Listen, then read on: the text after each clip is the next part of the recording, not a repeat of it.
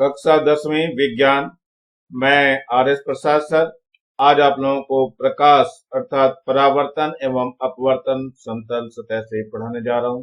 चलिए इसमें देखते हैं क्या कुछ दिया हुआ है। लेंस दिया हुआ है, दर्पण दिए हुए हैं, इन सब का वर्णन आपको करना है। तो सबसे पहले हम दर्पण की तरफ चलते हैं। ये कांच का एक खोखला गोला दिखाई दे रहा है। इस गोले में से ये चीज आपको काटी हुई दिखाई दे रही है। जो ये दिखाई दे रहा है, ये उभरा हुआ तल दिखाई दे रहा है। ये उभरा हुआ तल आपको दिखाई दे रहा होगा, इससे ये उत्तल बनता है। और ये दबा हुआ तल यहाँ पे दिखाई दे रहा है। देखो यहाँ पे बच्चों ये दबा हुआ तल दिखाई दे रहा है। यहाँ पे ये उभरा हुआ तल था, ये दबा हुआ तल था, तो इससे जो है अवतल बनता है। इस उभरे हुए तल में पॉलिश लगा दी जाती है। देखो यहाँ पे दिया हुआ भीतर की तरफ पॉलिश लगाई गई है। यहाँ से कांच का टुकड़ा काट लिया गया है, गोल सा काटा गया है। इसको काटने के बाद जो है अंदर से अगर पॉलिश करते हैं तब ये क्या बनता है, उत्तल दर्पण बनता है। ये क्या बनता है, उत्तल दर्पण।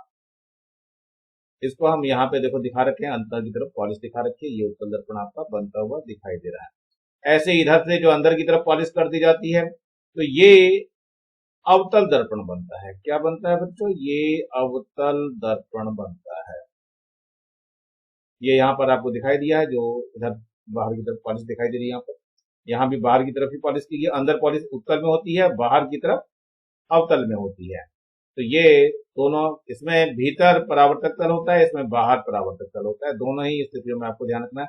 ये प्रकाश किरण आ रही है और ये जो परावर्तित होकर चली जा रही है, ये आपका अक्ष हो गया। यहाँ पर भी क्या हो गया, मुख्य ये किरण आ रही है और ये परावर्तित होकर के चली जा रही है और ये बीच में इसका अक्ष हो जाता है।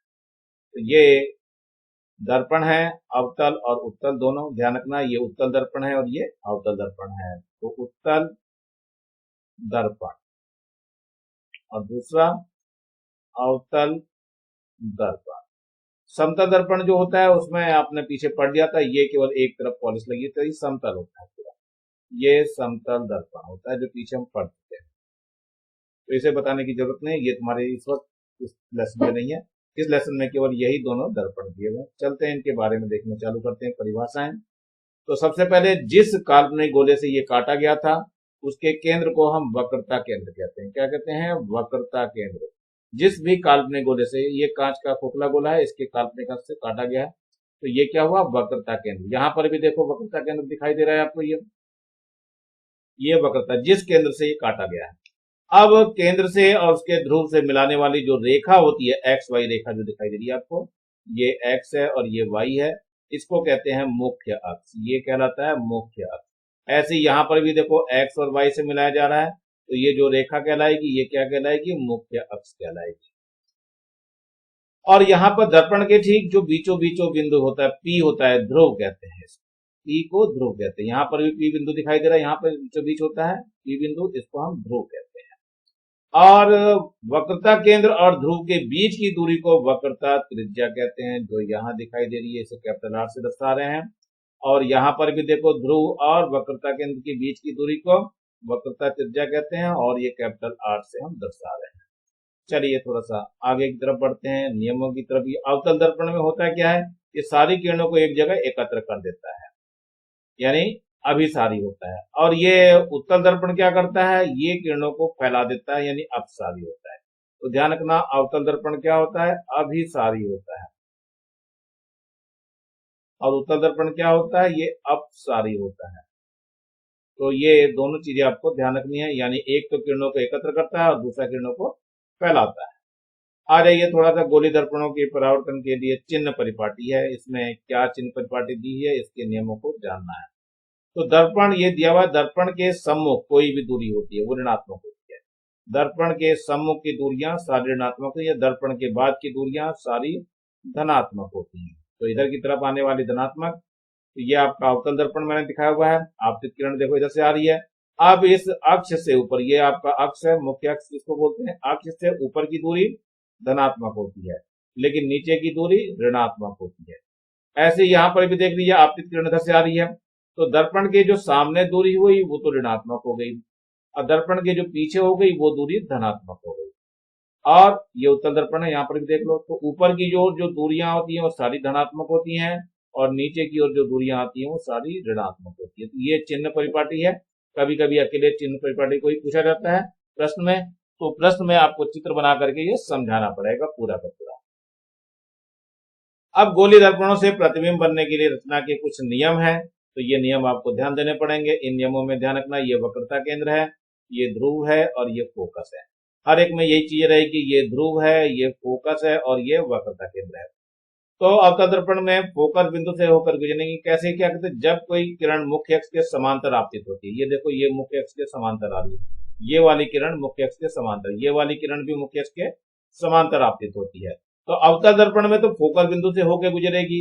यहां से ये प्रकाश किरण देखो जा रही है, ये ऐसे गई है और परावर्तित होकर के इस दिशा में आ रही है। देखो ये इधर को आती हुई दिखाई दे रही है आपको, यानी ये जो है क्या होता है, फोकस से होकर के जाती है, ध्यान रखना। ये ऐसे यहां पर ये यहां जाती हुई प्रतीत होती है, यानी उत्तल दर्पण में फोकस से आती हुई प्रतीत होती है। ये गई इधर से और ये जा करके क्या हुआ, ये लौट करके वापस चली गई इस दिशा में, यानी इधर चली गई और ये इधर को आई। यहाँ पर जो है ये इधर आई थी और ये इधर फोकस से होकर जा रही है, फोकस बिंदु है। यहाँ पे आती हुई प्रतीत होती है, फोकस बिंदु आपको दिखाई दे रहा है, यहाँ पे एफ लिखा हुआ है, यहाँ से आती हुई प्रतीत होती है। दूसरे नियम में चलते हैं। गोलीय दर्पण पर जो नंबर और दिया हुआ, अवतल दर्पण में मुख्य फोकस से होकर आपतित होती है तो परावर्तन के पश्चात मुख्य अक्ष के समांतर हो जाती है। यानी कोई किरण अगर फोकस से आती है, ये देखो ये फोकस है, फोकस से जा रही है किरण, तो ये परावर्तन के पश्चात मुख्य अक्ष के समांतर हो गई, ये फोकस से आ रही है। ऐसे ही उत्तल में क्या होता है, ये फोकस से आती हुई प्रतीत होती है, तो जब आती हुई ये प्रतीत हो रही है तो परावर्तन के पश्चात ये भी मुख्य अक्ष के समांतर हो जाती है। तो यही दिया हुआ है, उत्तल दर्पण में मुख्य फोकस की दिशा में जाती हुई दिखती हुई वे परावर्तन के पश्चात मुख्य अक्ष के समांतर हो जाती हैं। चलिए और आगे देखते हैं नियमों को क्या बताया जा रहा है आपके लिए। नंबर 3, जब आपतित किरण अभिलंब दिशा में आपतित होती है तो वह उसी दिशा में परावर्तित हो जाती है, यानी कि अपनी ही दिशा में लौट जाती है। चलिए देखते हैं। नंबर 1, अवतल दर्पण में वक्रता केंद्र से आपतित होती है तो वे परावर्तन के पश्चात अपने ही मार्ग से लौट जाती है। देखो ये प्रकाश किरण आ रही है तो वापस परावर्तन के पश्चात लौट गई है। दूसरा है, उत्तल दर्पण में वक्रता केंद्र से जाती हुई जो दिखती है वो परावर्तन के पश्चात उसी मार्ग से वापस, ये देखो जाती हुई दिख रही है, ये वाली किरण जाती हुई दिख रही है और ये परावर्तन के पश्चात वापस लौट गई। ये जो पीछे की लाइन बनाएंगे ये डॉटेड लाइन बनाएंगे, बच्चे ध्यान रखना, जहां भी प्रतीत होती है वहां पर डॉटेड लाइनें चलनी शुरू होती है। चलते हैं आगे देखते हैं। नंबर 4 नियम क्या है, गोलीय दर्पण में जब प्रकाश किरण ध्रुव पर आपतित होती है तो वह आपतन कोण के बराबर परावर्तन कोण बनाती है। तो यहाँ पे ध्यान रखिए, ये आपतन कोण है आई और ये परावर्तन कोण है आर, ये दोनों आपस में बराबर होते हैं। यहाँ पर भी ध्यान से देखिए, ये आपतन कोण है आई और ये परावर्तन कोण है आर, ये दोनों के दोनों बराबर होते हैं सदैव, अर्थात परावर्तन के नियमों का पालन करते हैं।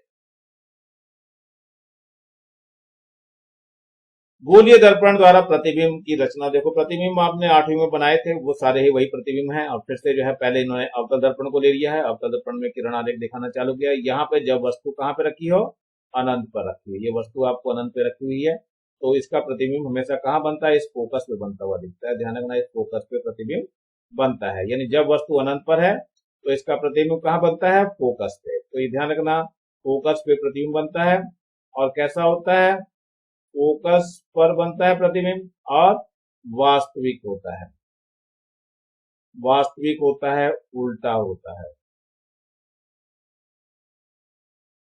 और पर्दे पर लिया जा सकता है, पर्दे पर लिया जा सकता है।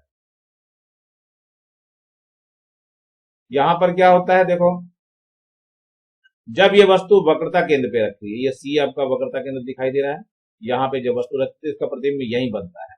तो वस्तु का यहाँ पे क्या प्रतिबिंब होगा, वस्तु के बराबर, जो प्रतिबिंब बन रहा है वो वस्तु के बराबर होगा, उल्टा होगा, वास्तविक होगा।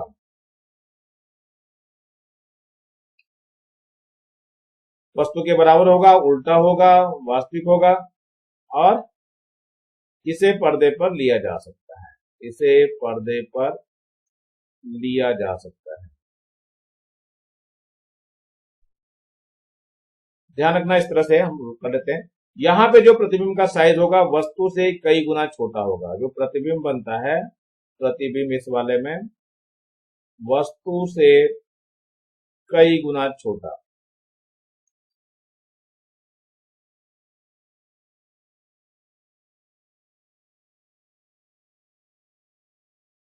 चलिए अगले में चलते हैं।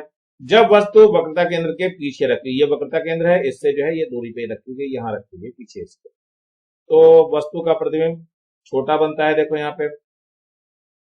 पे क्या लिखेंगे, वस्तु का प्रतिबिंब कैसा बनेगा, वस्तु से छोटा बना, वास्तविक बना, उल्टा बना,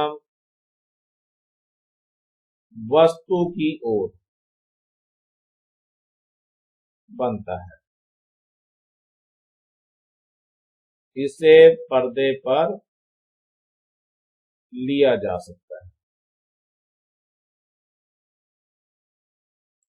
ध्यान रखना है, हर एक में प्रतिबिंब बनने के जो नियम होते हैं वही लगाने हैं। तो यहाँ पर आपको दिखा दूं तो यहाँ सारी किरणें समांतर चली हैं, अपनी परावर्तन के पश्चात फोकस पे मिली हैं। यहाँ पर किरण देखो समांतर जो गई है वो फोकस से होकर के आ गई है, इधर भी समांतर गई है, फोकस से होकर के आ गई है। इस वाले में भी देखो, पहली प्रकाश किरण, ये वाली प्रकाश किरण पहले समांतर जाती है, परावर्तन के पश्चात फोकस से आई है, दूसरी प्रकाश किरण वक्रता केंद्र से गई और वहीं से ये लौट आई है। इसमें भी देखो, पहली प्रकाश किरण कहां से गई, मुख्य अक्ष के समांतर गई और फोकस से होकर के गई, और दूसरी प्रकाश किरण कहां से गई है, वक्रता केंद्र से गई हुई है ये, और फिर ये वापस लौट आई है। तो दोनों किरणें जहां पर काटती हैं वहीं पे ये प्रतिबिंब बनता है इसका। तो यहाँ पे ध्यान रखना है, ये क्या हुआ यहाँ पर, जब वस्तु कहाँ है, फोकस और वक्रता केंद्र के बीच में रखी हुई है, यानी ये इन दोनों के बीच रखी हुई है, तो वस्तु का प्रतिबिंब कैसा बनता है, तो यहाँ पे लिखना पड़ेगा, वस्तु का प्रतिबिंब उल्टा बनता है, वास्तविक बनता है, वस्तु से बड़ा बनता है, वस्तु की ओर बनता है। इसे पर्दे पर लिया जा सकता है, इसे पर्दे पर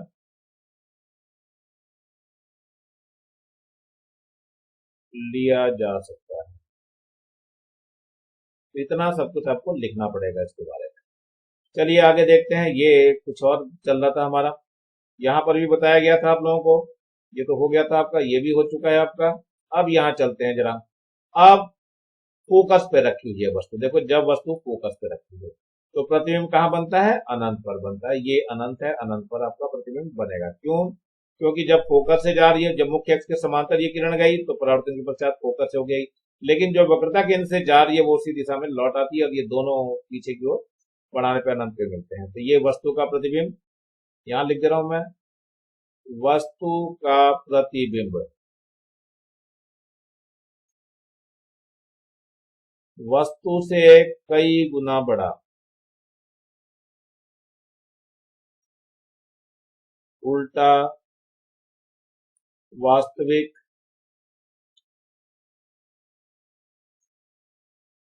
वस्तु से कई गुना बड़ा, उल्टा, वास्तविक बनता है। इसे पर्दे पर लिया जा सकता है, इसे पर्दे पर लिया जा सकता है। हर एक ऐसा प्रतिबिंब जो वास्तविक होता है पर्दे पर लिया जा सकता है। अब यहां देखो, जब वस्तु फोकस और दर्पण के बीच में हो, यानी ये फोकस हो गया और ये दर्पण यानी ध्रुव के बीच में रखी है, तो वस्तु का प्रतिबिंब जो है, देखो ध्यान से, पहले तो ये परावर्तन के नियमों का पालन करते हुए ये चली गई है किरण, यहां से आपको दिखाई दे रही है जाती हुई परावर्तन के नियमों का, दूसरा वक्रता केंद्र से गई है और सीधे चली गई, तो आपस में यहाँ पे मिलती हुई प्रतीत होती है, तो ये प्रतिबिंब यहाँ पर बनता हुआ आपको दिख रहा है। तो ये क्या हुआ, आभासी प्रतिबिंब बना। तो यहां लिखना पड़ेगा, वस्तु का प्रतिबिंब आभासी, आभासी है तो सीधा भी है, सीधा हो गया, और दर्पण की ओर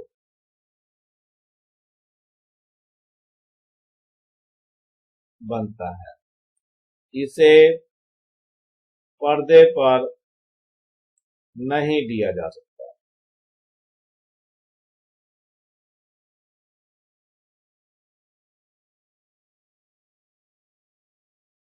चलिए उत्तल दर्पण से प्रतिबिंब देखो बनना, क्या किरण आरेख दिखाया हुआ है इसका, ये जो भी समांतर यानी अनंत पे कोई वस्तु रखी है, यानी वस्तु हमने कहाँ रखी है, अनंत पर रखी है, तो ये सारी की सारी किरणें जो है आकर के फैल जाएंगी और ये फोकस पे मिलती हुई प्रतीत होगी।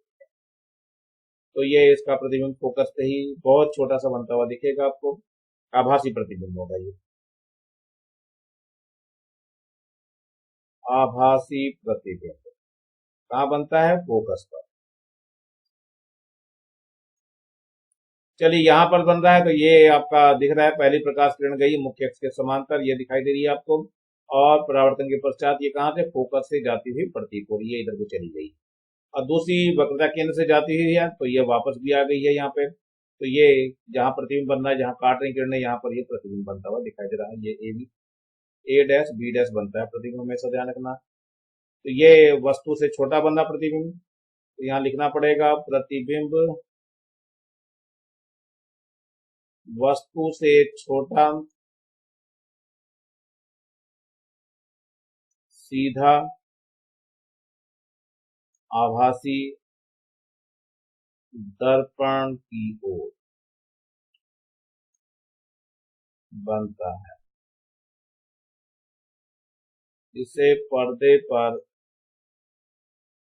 नहीं लिया जा सकता।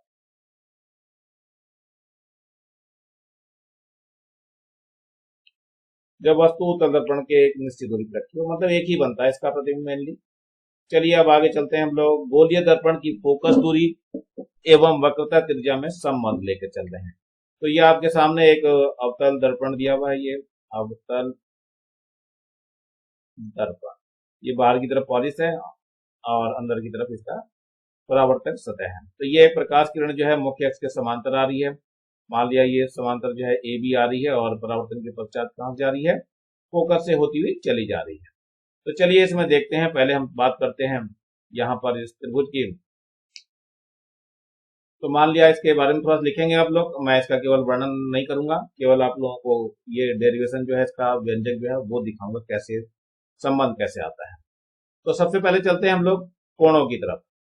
कोण कौन सा ले रहे हैं, यहां से देखो, कोण ए बी सी, कोण ए बी सी बराबर कोण कौन सा हो जाएगा, अब बी सी एफ, ये हो जाएगा कोण बी सी एफ, और बराबर क्या है, ये है परावर्तन के नियम से, परावर्तन के नियम से दोनों कोण बराबर हो गए। परंतु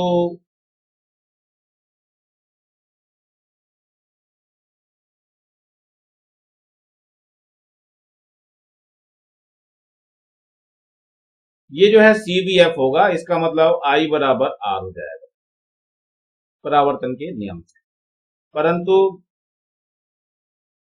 कोण कौन सा, ए बी सी बराबर कोण कौन सा हो जाएगा, बी सी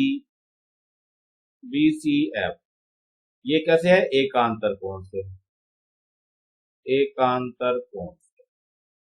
ये समीकरण नंबर 1 हो गई, ये समीकरण नंबर 2 हो गई। तो समीकरण 1 व 2 से क्या होगा, ये वाले कोण भी आपस में, ये वाले कोण आपस में बराबर हो जाएंगे। तो कौन सा हो जाएगा कोण, इसमें देखो बी सी एफ, एबीसी और एबीसी बराबर है यहाँ पे, तो ये हो जाएगा सी बी एफ और बी सी एफ बराबर हो जाएंगे। तो क्या हो जाएगा, कोण सी बी एफ बराबर कोण बी सी एफ।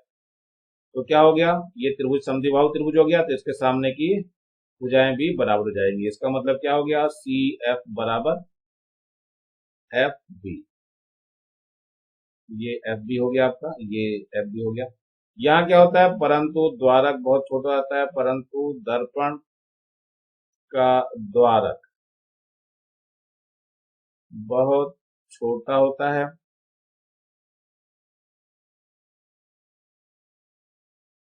अतः ये जो बी बिंदु है वो पी के बहुत निकट होता है, अतः बी बिंदु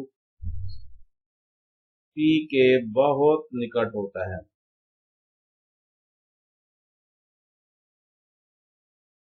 ऐसा करने पे क्या हो जाएगा, ये जो आपका एफ बी है वो एफ पी के बराबर हो जाएगा, यानी एफ बी बराबर एफ पी हो जाएगा। चलिए अब देखते हैं, तो ये क्या हो जाएगा, ये समीकरण नंबर 1 हो गई, ये 2 तो ऊपर होगी 2, और ये तीसरी समीकरण आ गई, समीकरण 3, और ये समीकरण नंबर 4 हो गई। तो समीकरण 3 व 4 से क्या हो जाएगा, ये हो जाएगा सी एफ बराबर पी एफ। चलिए थोड़ा सा आगे देख लेते हैं क्या कुछ है। अब ये सी एफ बराबर एफ पी हो गया, तो हमें क्या निकालना है, पी सी निकालना है। पी सी बराबर कितना हो जाएगा, ये हो जाएगा C F plus F P के बराबर हो जाएगा। तो पी सी बराबर हो जाएगा सी एफ, सी एफ की जगह क्या रख देंगे हम, एफ पी रख देंगे, तो ये हो जाएगा F P plus F P. अब ये पी सी बराबर कितना हो गया, 2 FP हो गया, या एफ पी बराबर हो जाएगा 1/2 पी सी। एफ पी क्या होती है, फोकस दूरी होती है, यानी एफ पी फोकस दूरी एफ होता है, और पी सी जो है वक्रता त्रिज्या होती है। इसको हम आर से, कैपिटल आर से या स्मॉल आर से दिखा दीजिए, दोनों का मतलब एक ही है, कोई बात नहीं। तो ये क्या हो जाएगा आपका, यहां पर मैं जो है कैपिटल आर से दिखाऊंगा, ज्यादा बढ़िया रहेगा। तो यहाँ पे मान रख देते हैं, तो ये हो जाएगा F बराबर 1/2 R, या इसको हम F बराबर R/2 कहते हैं। यानी क्या हो गया, फोकस दूरी जो है वक्रता त्रिज्या की आधी होती है। तो यहाँ पे क्या लिखेंगे आप, फोकस दूरी बराबर वक्रता त्रिज्या और बटे 2। यही संबंध आपको स्थापित करना होता है इसमें और दिखाना होता है। चलिए अब जो है ये आपका गोलीय दर्पण की फोकस दूरी F, वस्तु से दूरी U और प्रतिबिंब की दूरी V, इसमें ये संबंध है। संबंध आप लोगों को स्थापित करना तो नहीं बताया गया है, लेकिन फिलहाल ये सूत्र आपको याद रखना है, 1/V प्लस 1/U बराबर 1/F। इसको ऐसा भी कर सकते हो, उल्टा भी, 1/F बराबर 1/V प्लस 1/U। ध्यान रखना इनके बीच में प्लस होता है। तो अवतल दर्पण के लिए U और F के मान सदैव ऋणात्मक होते हैं, ध्यान रखना, ये बहुत नोट करने वाली चीज है। अवतल दर्पण के लिए U और F सदैव ऋणात्मक होते हैं। वास्तविक प्रतिबिंब के लिए V का मान ऋणात्मक तथा आभासी प्रतिबिंब के लिए V का मान धनात्मक होता है। ये चिन्ह परिपाटी अच्छी तरह से याद होना चाहिए, प्रश्नों में बहुत ज्यादा उपयोगी सिद्ध होती है ये। अब चलते हैं हम आवर्धन क्षमता पे। ये क्या होता है आवर्धन क्षमता, आवर्धन क्षमता वास्तव में प्रतिबिंब जो बना है वो वस्तु से कितना गुना बड़ा बना हुआ है या कितना गुना छोटा बना हुआ है, इसी को हम कहते हैं आवर्धन। चलिए देखते हैं, गोलीय दर्पण द्वारा उत्पन्न आवर्धन एवं आपेक्षिक विस्तार है। इससे यह ज्ञात होता है कि कोई भी प्रतिबिंब वस्तु की अपेक्षा कितना गुना बड़ा बना है या आवर्धित है। इसे प्रतिबिंब की ऊंचाई तथा वस्तु की ऊंचाई के अनुपात में व्यक्त करते हैं। यदि h वस्तु की ऊंचाई है, I प्रतिबिंब की ऊंचाई है, तो गोलीय दर्पण द्वारा प्राप्त आवर्धन, m का मतलब मैग्निफिकेशन होता है बच्चों, इसलिए m दिया हुआ है, मैग्निफिकेशन ऐसा सूत्र नाम है इसका, इसलिए m दिया गया है। तो आवर्धन का सूत्र ये आवर्धन हो गया, आवर्धन m बराबर प्रतिबिंब की ऊंचाई और बटे वस्तु की ऊंचाई। तो m क्या हो गया, वस्तु u दूरी हो गया, और v दूरी अगर है हमारे पास दिया हुआ, तो ये m बराबर I बटे h बराबर v अपॉन v। इसको ऐसा भी बच्चों याद कर लेना, m बराबर होता है v बटे u बराबर I बटे o। इस तरह से भी सूत्र को याद कर सकते हो आप लोग। I प्रतिबिंब की ऊंचाई हो गई, O वस्तु की ऊंचाई होगी, V प्रतिबिंब की दूरी हो गई दर्पण से, और U क्या हो गया, वस्तु की दर्पण से दूरी हो गई। ये अब सब चीजें याद रखनी है। ये देखो प्रतिबिंब की दूरी V बताई गई है और वस्तु की दूरी दर्पण से वो U बताई गई है। चलिए थोड़ा सा और आगे बढ़ना चालू करते हैं हम लोग। अब है ये गोलीय दर्पणों का उपयोग क्या क्या है। अब तक तो आप लोगों ने सब कुछ पढ़ा, तो सबसे पहले लेते हैं अवतल दर्पण का क्या उपयोग है। अवतल दर्पण का उपयोग सामान्यतः टॉर्च में होता है, सर्च लाइट में होता है, वाहनों के अग्रदीपों में यानी हेडलाइट्स में होता है। प्रकाश का शक्तिशाली समांतर किरण प्राप्त करने के लिए किया जाता है। इन्हें प्रायः चेहरे का बड़ा प्रतिबिंब देखने के लिए सेविंग दर्पणों के रूप में प्रयोग करते हैं। एक चीज और विशेष ध्यान रखना बच्चों, कि सेविंग दर्पण में अधिकतर लोग जो है समतल दर्पण का ही प्रयोग करते हैं, लेकिन हमारी साइंस की भाषा में अवतल दर्पण का प्रयोग करना होता है। तो इसलिए अवतल दर्पण को याद रखेंगे अच्छी तरह, चेहरे का प्रतिबिंब बड़ा देखने के लिए। दंत विशेषज्ञ अवतल दर्पणों का उपयोग मरीजों के दांतों का बड़ा प्रतिबिंब देखने के लिए करते हैं। सौर भट्टियों में सूर्य के प्रकाश को केंद्रित करने के लिए भी अवतल दर्पणों का उपयोग किया जाता है। तो ये है इसके उपयोग अवतल दर्पण के। अब चलते हैं उत्तल दर्पण की तरफ। ये उत्तल दर्पण का उपयोग कहाँ होता है। उत्तल दर्पणों का उपयोग सामान्यतः वाहनों के पश्च बैक दर्पण जिसको बोलते हैं किया जाता है इसके रूप में। और ये दर्पण वाहन के पास यानी साइड में लगे रहते हैं तथा इनसे ड्राइवर अपने पीछे के वाहनों को देख सकते हैं, जिससे वे सुरक्षित रूप से वाहन चला सकें। उत्तल दर्पणों को इसलिए भी प्राथमिकता देते हैं क्योंकि ये सदैव सीधा प्रतिबिंब बनाते हैं। यद्यपि वह छोटा होता है, इनका दृष्टि क्षेत्र भी बहुत अधिक है क्योंकि ये बाहर की ओर वितरित होते हैं। अतः समतल दर्पण की तुलना में उत्तल दर्पण ड्राइवर को अपने पीछे बहुत बड़े क्षेत्र को देखने में सामर्थ्य बनाते हैं। ये पीछे का देखने के लिए एक साइड में दर्पण लगा होता है, तो ये उसी उत्तल दर्पण को ही प्रयोग में लाते हैं।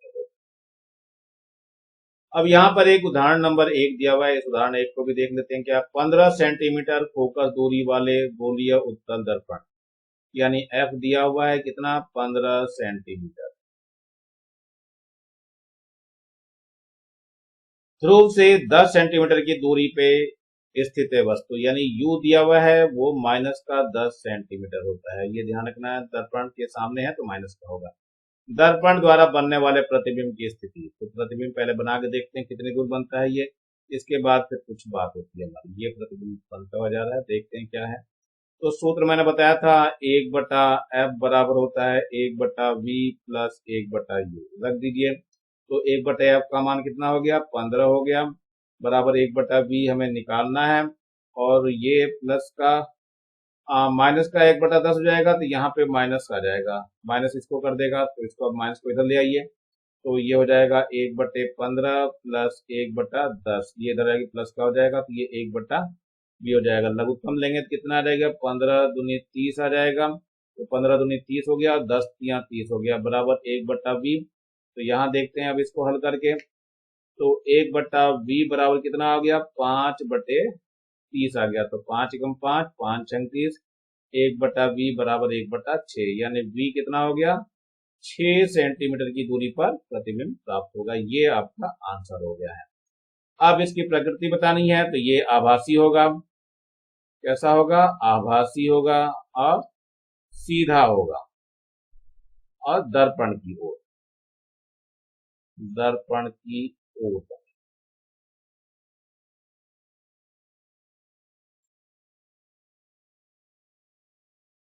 आकार के बारे में भी आप बता सकते हो। आवर्धन क्षमता बतानी है, तो आवर्धन क्षमता बराबर सूत्र मैंने बताया था, v/u होता है और I/o। तो v का मान धर दीजिए, v कितना था हमारे पास, 6 प्राप्त हुआ है, तो यहाँ 6 रख दीजिए। u का मान 10 है, तो यहाँ संख्यात्मक मान ही केवल ले रहा हूं मैं, 10, तो 2 एकम 2, 2 तियां 6 और 2 पंजे 10, यानी 3/5 गुना प्राप्त होगा। ये आपका दूसरा आंसर है। चलिए आगे की तरफ बढ़ते हैं हम लोग। अब लेंसों की बात करते हैं। ये आगे लेंस, लेंस में दो ही लेंस हैं। ये लेंस दो प्रकार के हो रहे हैं, एक है उत्तल लेंस और एक दूसरा अवतल लेंस। तो ये उत्तल लेंस और दूसरा है अवतल लेंस, दो प्रकार के हैं ये लेंस। चलिए देखते हैं। ये उत्तल लेंस आपको बनता हुआ देगा, मतलब दो दर्पणों को, दो लेंस, दो कांच के गोलों को मिला करके ये बनाया हुआ है। ये यहाँ आपका बनता हुआ दिखाई दे रहा है। ये क्या चीज है, उत्तल लेंस बना हुआ, जो कि नीचे यहाँ दिखाई दे रहा है, ये उत्तल लेंस। ये पारदर्शी होता है, और ये जो बना है ये थोड़ा अलग हो गया, ये अवतल लेंस है। ध्यान रखना, उत्तल लेंस बीच में उभरा हुआ होता है, किनारों पर पतला होता है, और अवतल लेंस बीच में पतला होता है, किनारों पर मोटा होता है। तो ये आपका अवतल लेंस हो गया, ये उत्तल लेंस हो गया। ये किरणों को एक जगह एकत्रित कर देता है, यानी अभिसारी है। ये कैसा है, अभिसारी, एक जगह केंद्रित कर देता है। और ये क्या है, फैला देता है, यानी ये अपसारी है। तो अभिसारी और अपसारी के बारे में भी आपको पता होना चाहिए, कौन सा लेंस क्या काम करता है। चलते हैं इनके नियमों की तरफ पढ़ना चालू कर देते हैं। तो गोलीय लेंस से प्रतिबिंब रचना के कुछ नियम हैं। तो पहला नियम तो हम ये देखते हैं, नियमों को क्यों जानना जरूरी है, कि मुख्य अक्ष पर गमन कर रही प्रकाश की किरण की दिशा अपवर्तन के पश्चात कैसी होगी। मतलब अगर ये प्रकाश किरण जा रही है, तो मैं नियमों को बताने की कोशिश कर रहा हूँ। यहाँ पर पहले इसको समझ लीजिए, ये प्रकाशिक केंद्र है, इसका नाम जो है प्रकाशिक केंद्र। पहले कुछ भाषा भी यानी परिभाषा भी याद होनी चाहिए। प्रकाशिक केंद्र, ये आपका प्रथम फोकस दिखाई दे रहा है, ये वाला जो है प्रथम फोकस है, प्रथम फोकस। ये जो आपको दिखाई दे रहा है ये वाला, ये द्वितीय फोकस है, द्वितीय फोकस। ये वक्रता केंद्र है और ये भी नहीं बच्चों, फोकस तो ये वाला हुआ ना, ये नहीं, ये तो वक्रता केंद्र है। इसको C1 कह दीजिए, इसको C2 कह दीजिए। ये वक्रता केंद्र है, ये दोनों मैं यहां लिख करके दिखा दे रहा हूं। ये वक्रता केंद्र है,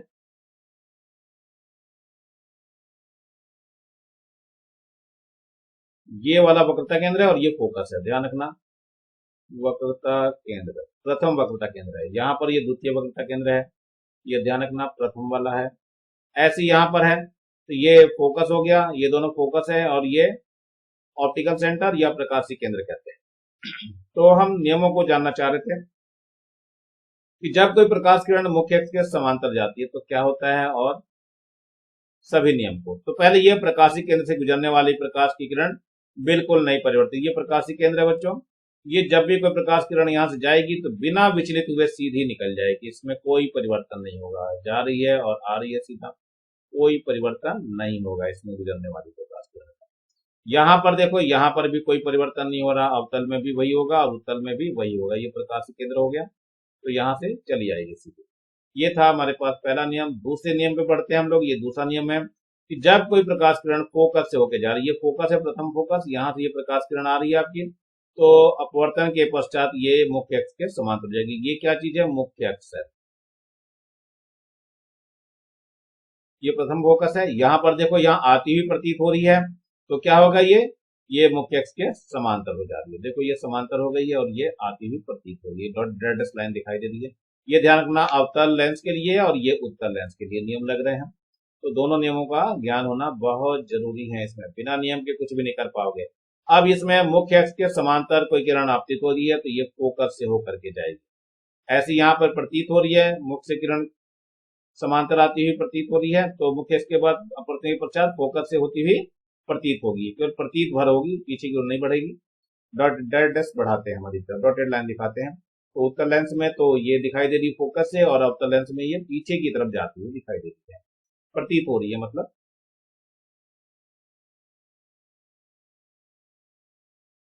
अब गोलीय लेंसों के लिए चिन्ह परिपाटी, ये भी बहुत इंपॉर्टेंट है बच्चों। चिन्ह परिपाटी बहुत ज्यादा एग्जाम में पूछा जाता है, तो ये भी आपको करना है। तो क्या है चिन्ह परिपाटी, इसके बिना ज्ञान के जो है प्रश्नों को हम हल नहीं कर पाएंगे।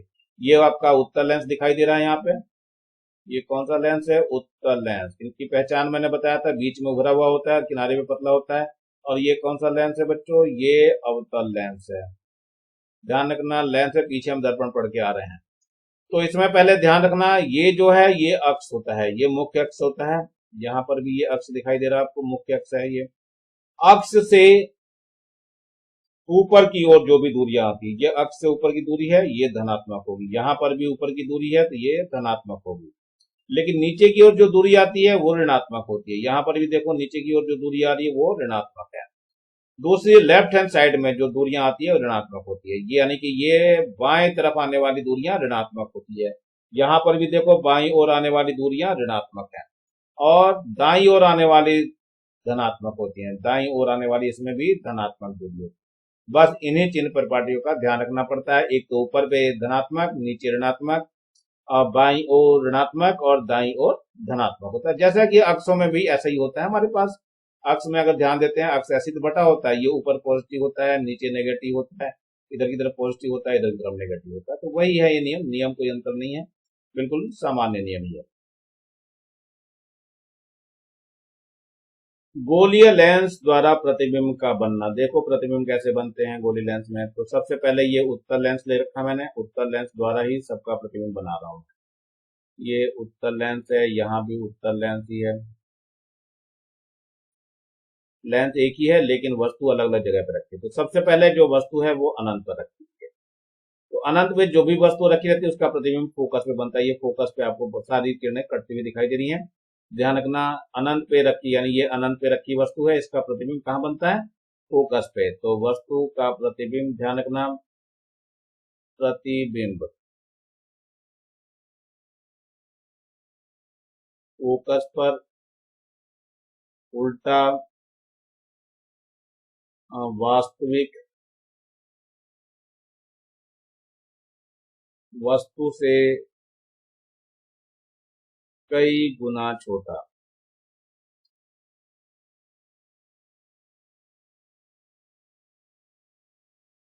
वस्तु के दूसरी ओर बनता है, यानी लेंस की ओर बनता है, लेंस की ओर बनता है। यहां पर भी देखो, ये पहले क्या है, इसमें नियम लगा देंगे। पहला तो नियम ये है, ये मुख्य अक्ष के समांतर किरण जा रही है और परावर्तन के पश्चात अपवर्तन के पश्चात क्या हो रही है, फोकस से होती हुई चली जा रही है। और दूसरी प्रकाश किरण ये वक्रता के, यानी कि क्या कहना चाहिए, प्रकाशिक ध्रुव से जा रही है और ये आगे जाकर के जो काट देती है, यहीं पर प्रतिबिंब प्राप्त हो जाता है। तो ये प्रतिबिंब वस्तु से छोटा होता है। ये रखा हुआ कहाँ है, ये 2f के पीछे, यानी कि वक्रता केंद्र से दूर रखा हुआ है। तो यहाँ पे मैं लिख दे रहा हूं, वस्तु का प्रतिबिंब बनता कैसे है। वस्तु का प्रतिबिंब, ध्यान से देखो, वस्तु से छोटा है, तो यहां लिखेंगे वस्तु से छोटा, वास्तविक, उल्टा, और किधर बनता है, लेंस की ओर बनता है। तो ध्यान लिखना, लेंस की ओर बनता है। दोनों प्रतिबिंबों को पर्दे पे लिया जा सकता है, तो यहां दोनों में लिख लेना, इसे पर्दे पर लिया जा सकता है।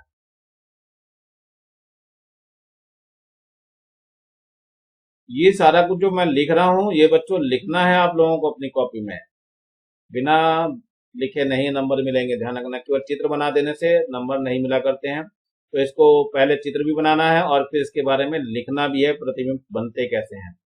ये प्रतिबिंब बने कैसे हैं, उल्टा है, वास्तविक है, आभासी है, सीधा है, वस्तु की ओर बन रहा प्रतिबिंब, या लेंस की ओर बन रहा है, वास्तविक है, ये सारा कुछ लिखना पड़ेगा आपको। चलिए अब आगे चलते हैं हम लोग। अब हमारे पास ये कहाँ रखा है, वक्रता केंद्र पे, यानी 2f1 पे रखा हुआ है। यहाँ दिखाई दे रहा है आपको, रखा हुआ है, ये वस्तु रखी हुई दिखाई दे रही है। इसका प्रतिबिंब यहाँ पे बनता हुआ दिखाई दे रहा है, देखो आपको ये दिखाई दे रहा है। तो सबसे तो प्रकाश किरण पहले जो है, ये आपका समांतर चली है, मुख्य अक्ष के समांतर, ये आपका मुख्य अक्ष है, मुख्य अक्ष दोनों में वही है, ये मुख्य अक्ष है। तो ये परावर्तन के, यानी अपवर्तन के पश्चात कहां से जा रही है, ये फोकस होकर चली जा रही है, और ये सीधे प्रकाशिक केंद्र से होती हुई जा रही है। तो कहां दोनों काट रहे हैं, जहां काटेंगे वहीं पे ये प्रतिबिंब बन जाता है। तो हमें लिखना है वस्तु का प्रतिबिंब। ध्यान से देखो, दोनों ओर समान दूरी है, तो वस्तु का प्रतिबिंब कहां बनता है, 2f2 पर, वस्तु के बराबर, वास्तविक, वास्तविक, उल्टा बनता है। इसे पर्दे पर लिया जा सकता है।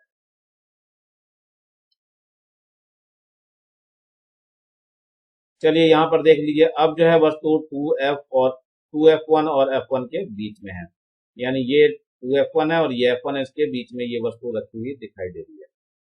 ये आपकी वस्तु है। अब इसका प्रतिबिंब बनना चालू हो रहा है, तो ये 2f2 से दूर बन रहा है, ये 2f2 बिंदु है, इससे दूर बनता हुआ यहाँ दिखाई दे रहा है आपको, प्रतिबिंब बनता हुआ ये दिख रहा है प्रतिबिंब आपको। तो ये वास्तव में वही दोनों नियम लगे हैं। पहला तो नियम ये है, मुख्य अक्ष के समांतर किरण आ रही है, अपवर्तन के पश्चात फोकस से होती चली जाएगी। दूसरा, प्रकाशिक केंद्र से जा रही, जो बिना विचलित करते हुए सीधे चले जाएगी, जहां पर ये काटेंगे वहीं पर प्रतिबिंब बन जाएगा। तो यहाँ पे फिर लिखना पड़ेगा, वस्तु का प्रतिबिंब कैसा बन रहा है, वस्तु से बड़ा बन रहा है, वास्तविक है, वास्तविक, उल्टा बनता है। इसे भी पर्दे पे लिया जा सकता है, इसे पर्दे पर लिया जा सकता है। ध्यान रखना, आभासी प्रतिबिंब को हम पर्दे पर नहीं ले पाएंगे। चलिए अगला एक और दिखाई दे रहा, अब ये वस्तु f1 पे रखी हुई है, तो f1 पे जो रखी हुई वस्तु है, ये आपको दिखाई दे रही है, AB वस्तु। पहले तो ये मुख्य अक्ष के समांतर किरण चल रही है, ये ध्यान रखना मुख्य अक्ष है, दोनों में ध्यान रखना, दोनों में ही ये मुख्य अक्ष है, यहाँ भी मुख्य अक्ष है। तो ये तो पहले मुख्य अक्ष के समांतर किरण गई, तो अपवर्तन के पश्चात कहां से जा रही है, फोकस से, यानी F2 से होकर के ये चली जाती है प्रकाश को। ऐसे ही जो प्रकाशी केंद्र से गई वो सीधी निकल जाती है, और सीधी जब निकल रही तो ये अनंत पे जाकर के मिलती है ये। तो वस्तु का प्रतिबिंब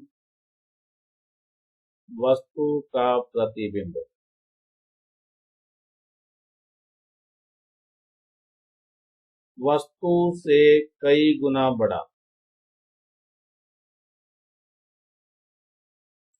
वास्तविक व उल्टा बनता है। इसे पर्दे पर लिया जा सकता है। इसे पर्दे पर लिया जा सकता है।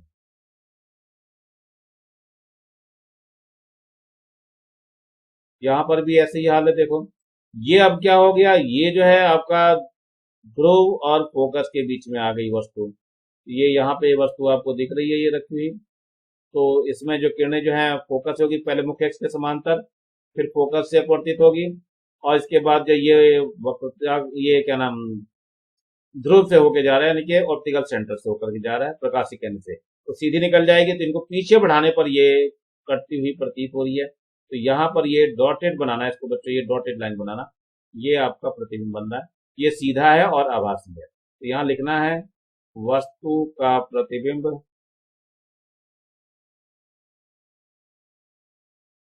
वस्तु से बड़ा, सीधा तथा आभासी बनता है।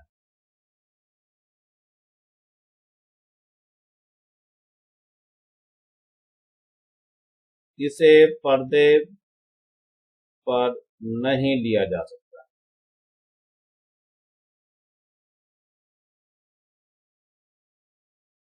तो ये आपको ध्यान रखना है। तो F1 व प्रकाशिक केंद्र O के बीच में होता है, तो ये प्रतिबिंब प्राप्त होता है आपको। चलिए अब अवतल लेंस से बना करके देख लेते हैं अवतल लेंस में कैसा किरण आरेख बनता है। तो ये आपके सामने एक वस्तु रखी हुई है, अनंत पे रखी हुई है वस्तु ये।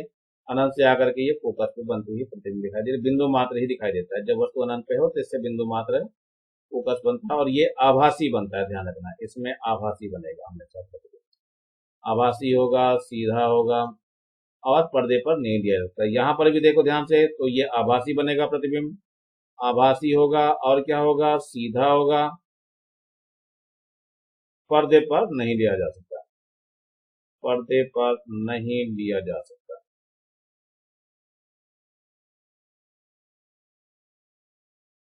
चलिए आगे देखते हैं थोड़ा सा और क्या चीज है। अब है गोलीय लेंस की फोकस दूरी, दर्पण से वस्तु की दूरी u और प्रतिबिंब की दूरी v में संबंध है हमारे पास। तो सूत्र वही है, लेकिन थोड़ा सा अंतर है, 1/f बराबर 1/v माइनस आ जाता है इसमें 1/u। तो ये सूत्र आपको याद रखना है बच्चों। इसमें ध्यान रखना, f फोकस दूरी हो गई,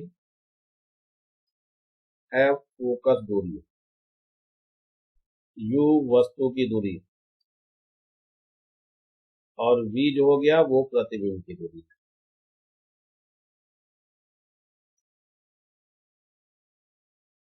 तो इस तरीके से हम प्रयोग करेंगे, अपने प्रश्नों में लगाएंगे। और आवर्धन का सूत्र वही लेंगे, m बराबर v बटे u बराबर I बटे o। इस सूत्र की कहीं जरूरत पड़ेगी तो हम ले लिया करेंगे। चलते हैं आगे की ओर बढ़ते हैं। ये आपको आवर्धन देखो दिखाया, वही मैग्निफिकेशन m का मान दिखाया जा रहा है। किसी लेंस द्वारा उत्पन्न आवर्धन किसी गोलीय दर्पण द्वारा उत्पन्न आवर्धन की भांति ही प्रतिबिंब की ऊंचाई तथा अनुपात में परिभाषित किया जाता है। इसे m से निरूपित किया जाता है। यदि वस्तु की ऊंचाई h तथा लेंस द्वारा प्रतिबिंब की ऊंचाई h डैश, तब लेंस द्वारा उत्पन्न आवर्धन m बराबर क्या होता है, प्रतिबिंब की ऊंचाई बटे वस्तु की ऊंचाई h डैश बटे h। तो m बराबर h डैश बटे h, और ये v बटे u। मैंने सूत्र बताया था वह ऐसे याद करो, ज्यादा बढ़िया रहता है। m बराबर v अपॉन u बराबर I बटे o। I वस्तु की ऊंचाई है और o वस्तु की ऊंचाई है। तो ये ध्यान रखना है, इस तरीके से भी याद कर लो तो ज्यादा बेटर रहता है, आगे काम आएगा। चलिए ठीक है, आगे चलते हैं हम लोग थोड़ा सा। अब आता है लेंस की क्षमता के लिए सूत्र हमारा। लेंस की क्षमता इसको P से दिखाते हैं, और इसका मात्रक जो होता है वो डायोप्टर होता है, डायोप्टर, या कैपिटल D से दर्शाते हैं। देखो यानी इसमें क्या होता है, लेंस की क्षमता जो है वो फोकस दूरी के रूप में जो होता है उसका व्युत्क्रम होता है। ये लेंस की क्षमता क्या होती है, फोकस दूरी का व्युत्क्रम होता है, जबकि फोकस दूरी जो है मीटर में लगी होनी चाहिए। ध्यान रखना, फोकस दूरी मीटर में होनी चाहिए, यानी पी का जो सूत्र होता है वो 1/f मीटर में होना चाहिए। यह ध्यान रखना, मीटर में लेंगे। और इसका जो मात्रक होता है वो डायोप्टर होता है, कैपिटल डी से दिखाते हैं। अवतल है तो माइनस का डी, उत्तल है तो प्लस का डी। ध्यान रखना, अवतल लेंस का ये माइनस का डी होता है और उत्तल लेंस का ये प्लस का डी में आता है। ध्यान रखना, क्योंकि फोकस दूरी उसी के अनुसार होती है। तो ये आपको याद रखना है सूत्र को, और ये डायोप्टर भी आपको याद रखना है।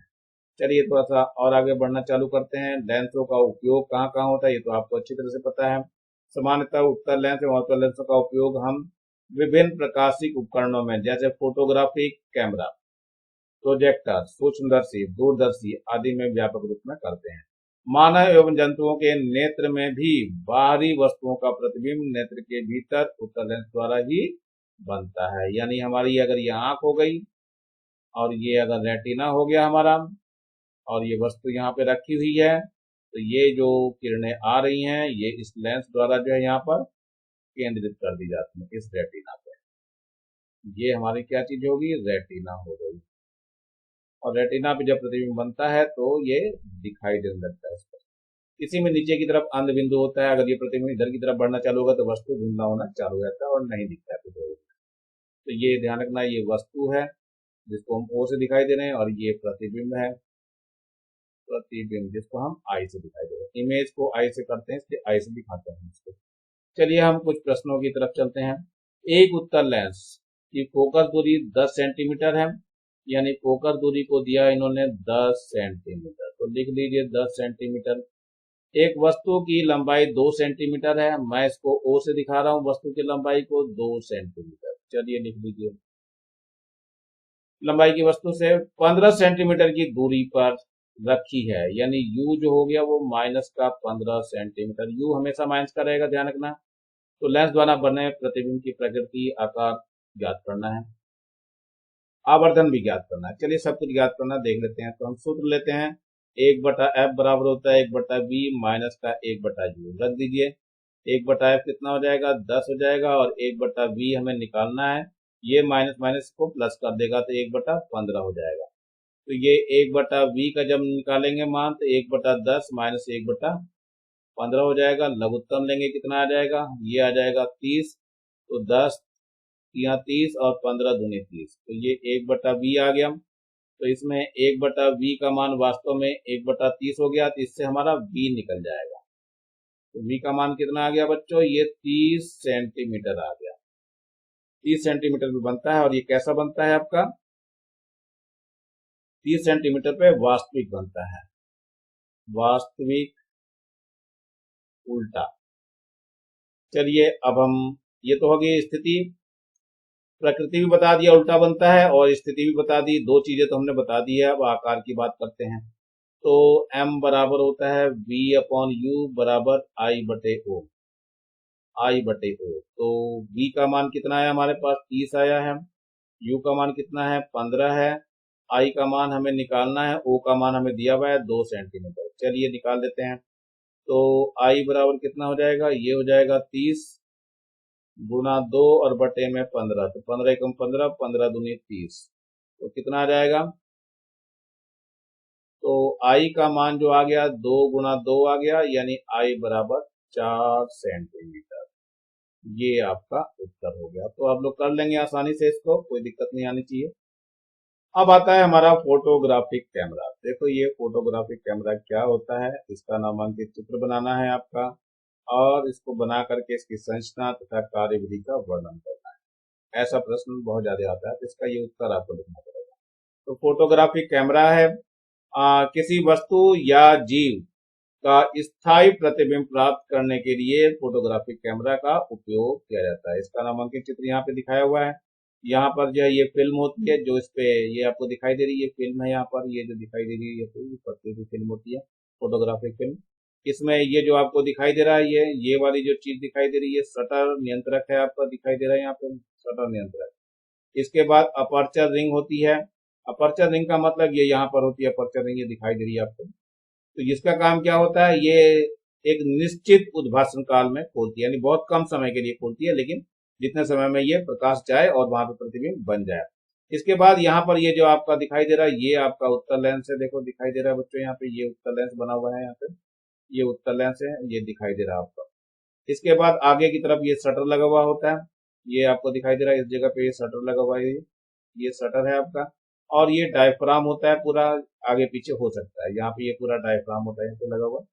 और शटर हो गया, डायफ्राम हो गया, और फोकसिंग रिंग भी लगी होती है। ये फोकसिंग रिंग है ये जगह पे, इसको आगे पीछे करने पे ये लेंस आगे पीछे होता है। और जैसे ही इसको हम खोलते हैं वैसे ही प्रकाश इसके अंदर जाता है, फोटोग्राफी फिल्म पे पड़ता है और वहां पर इसका प्रतिबिंब बन जाता है। ये इसकी रचना आपको लिखनी है, कार्यविधि लिखनी है, तो ये आपको आराम से लिखना पड़ेगा देख करके। तो कैमरा धातु या प्लास्टिक का बना होता है, पहला हो गया, जिसका आंतरिक भाग काला रखा जाता है जिससे प्रकाश कोई अवशोषित कर ले। यह प्रकाश रोधी होता है। इस बॉक्स के आगे के भाग में उत्तल लेंस यानी अभिसारी लगा होता है, जिसका फोकस समंजित किया जाता है। इसकी फोकस दूरी कम होती है। इस लेंस को अभिदर्शक लेंस कहते हैं। इस लेंस से बने प्रतिबिंब में कोई दोष नहीं होता है। लेंस के पीछे एक गोल पर्दा होता है जिसके बीच में एक छिद्र होता है, इसके डायफ्राम कहते हैं। इसके द्वारा कैमरे के अंदर आने वाले प्रकाश की मात्रा को नियंत्रित किया जाता है और फोटोग्राफिक फिल्म पर प्रतिबिंब बन जाता है। शटर के द्वारा आवश्यकता अनुसार एक निश्चित मात्रा में प्रकाश डाला जाता है। निश्चित समय के लिए प्रकाश फोटोग्राफिक फिल्म पर डाली जाती है।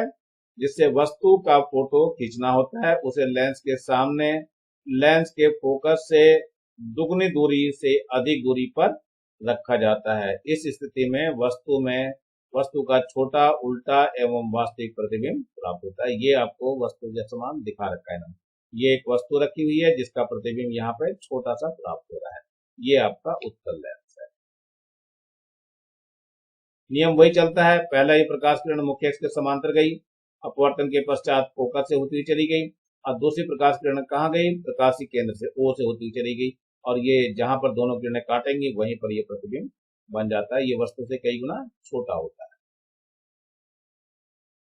अब आते हैं आकाशीय पिंडों को देखने के लिए खगोलीय दूरदर्शी का सचित्र वर्णन करना है। इसको वर्णन करना, ये प्रश्न बहुत ज्यादा पूछा जाता है प्रश्न बच्चों, ये भी, तो इसका भी आप लोगों को ढंग से पता होना चाहिए। तो ये उत्तर हम लिख करके दे रहे हैं। आकाशीय या खगोलीय दूरदर्शी का मतलब बहुत दूर के यंत्र जो आकाश में है, आकाश में जो भी वस्तु उनको देखने के लिए जो यंत्र बनाया जाता है उसको हम खगोलीय दूरदर्शी कहते हैं। इसमें दो उत्तल लेंस लगे होते हैं, L0 LE सामने की ओर, तथा अभिदर्शक लेंस फोकस दूरी जो होती है इसकी FO और FE होती है, और इसकी लंबाई लगभग FO प्लस FE के तुल्य ही होती है। यहाँ पर FO क्या है, अभिदर्शक लेंस की फोकस दूरी है, और LO क्या है, वो अभिनेत्र लेंस की फोकस दूरी है, दिखाई दे रही है। FE अभिनेत्र लेंस की फोकस दूरी है, LO इसकी लंबाई है, और नेत्रिका लेंस की फोकस दूरी LE। तो ये सब चीजें याद रखनी है। जब वस्तु दूर स्थित हो तो उसे चलने वाली किरणें प्रतिबिंब लेंस L0 से बनती है, यानी कि किरणों का प्रतिबिंब L0 के द्वारा बनता है। यदि यह नेत्रिका लेंस LE को समायोजित किया जाए तो बना प्रतिबिंब P', Q' नेत्रिका लेंस के लिए वस्तु का कार्य करता है, और वस्तु का बड़ा प्रतिबिंब वास्तविक उल्टा प्रतिबिंब P', Q' प्राप्त हो जाता है, यानी डबल डैश प्राप्त हो जाता है। जो चित्र में देखते हैं ज्यादा समझ में आएगा। पहले ये वस्तु रखी हुई है, पहले ये वस्तु O पे रखी हुई है, इस वस्तु से ये अभिदर्शक लेंस आपका दिखाई दे रहा है, ये वाला लेंस अभिदर्शक है, यहां से ये प्रतिबिंब प्राप्त होता है, P', Q' आपको जो दिखाई दे रहा है ये प्रतिबिंब प्राप्त होता है, ये थोड़ा सा बड़ा हो जाता है। अब नेत्रिका पे रख करके इसका और बड़ा प्रतिबिंब P', और Q', ये प्राप्त हो जाता है। देखो इतना बड़ा प्रतिबिंब जाता है। तो ये आकाशीय खगोलीय दूरदर्शी के लिए द्वारा बनाया जा रहा है ये प्रतिबिंब। दूर से आने वाली किरणें फोकस पे केंद्रित होती हैं और फिर वहीं पर उसका प्रतिबिंब नेत्रिका द्वारा बड़ा करके बना दिया जाता है, जिससे वो वस्तु बहुत ज्यादा स्पष्ट हमें दिखाई देने लगती है। थोड़ा सा हम किरणों के बारे में पढ़ लेते हैं। सबसे पहले जो है प्रकाश किरण मुख्य अक्ष से समांतर आई है, और ये फोकस से होकर के चली जाती है। देखो इसके बाद दूसरी किरण जो है ये प्रकाशीय केंद्र O से होकर के जा रही है और सीधे जहां पर ये काटते हैं दोनों वो यहाँ पे प्रतिबिंब बन जाता है। अब ये प्रतिबिंब इस लेंस के लिए, नेत्रिका के लिए वस्तु का काम करता है और फिर से ये आभासी प्रतिबिंब प्राप्त होता है P double dash Q double dash का। अब आता है सूक्ष्मदर्शी। देखो सूक्ष्मदर्शी का मतलब छोटी चीजों को बड़ा करके देखने के लिए। तो एक साधारण उत्तल लेंस सूक्ष्मदर्शी खुद ही कहलाता है तथा पढ़ने वाला आवर्धक भी कहते हैं। यह यंत्र सूक्ष्म वस्तु का बड़ा प्रतिबिंब बनाता है और कम फोकस दूरी वाला साधारण उत्तल लेंस होता है।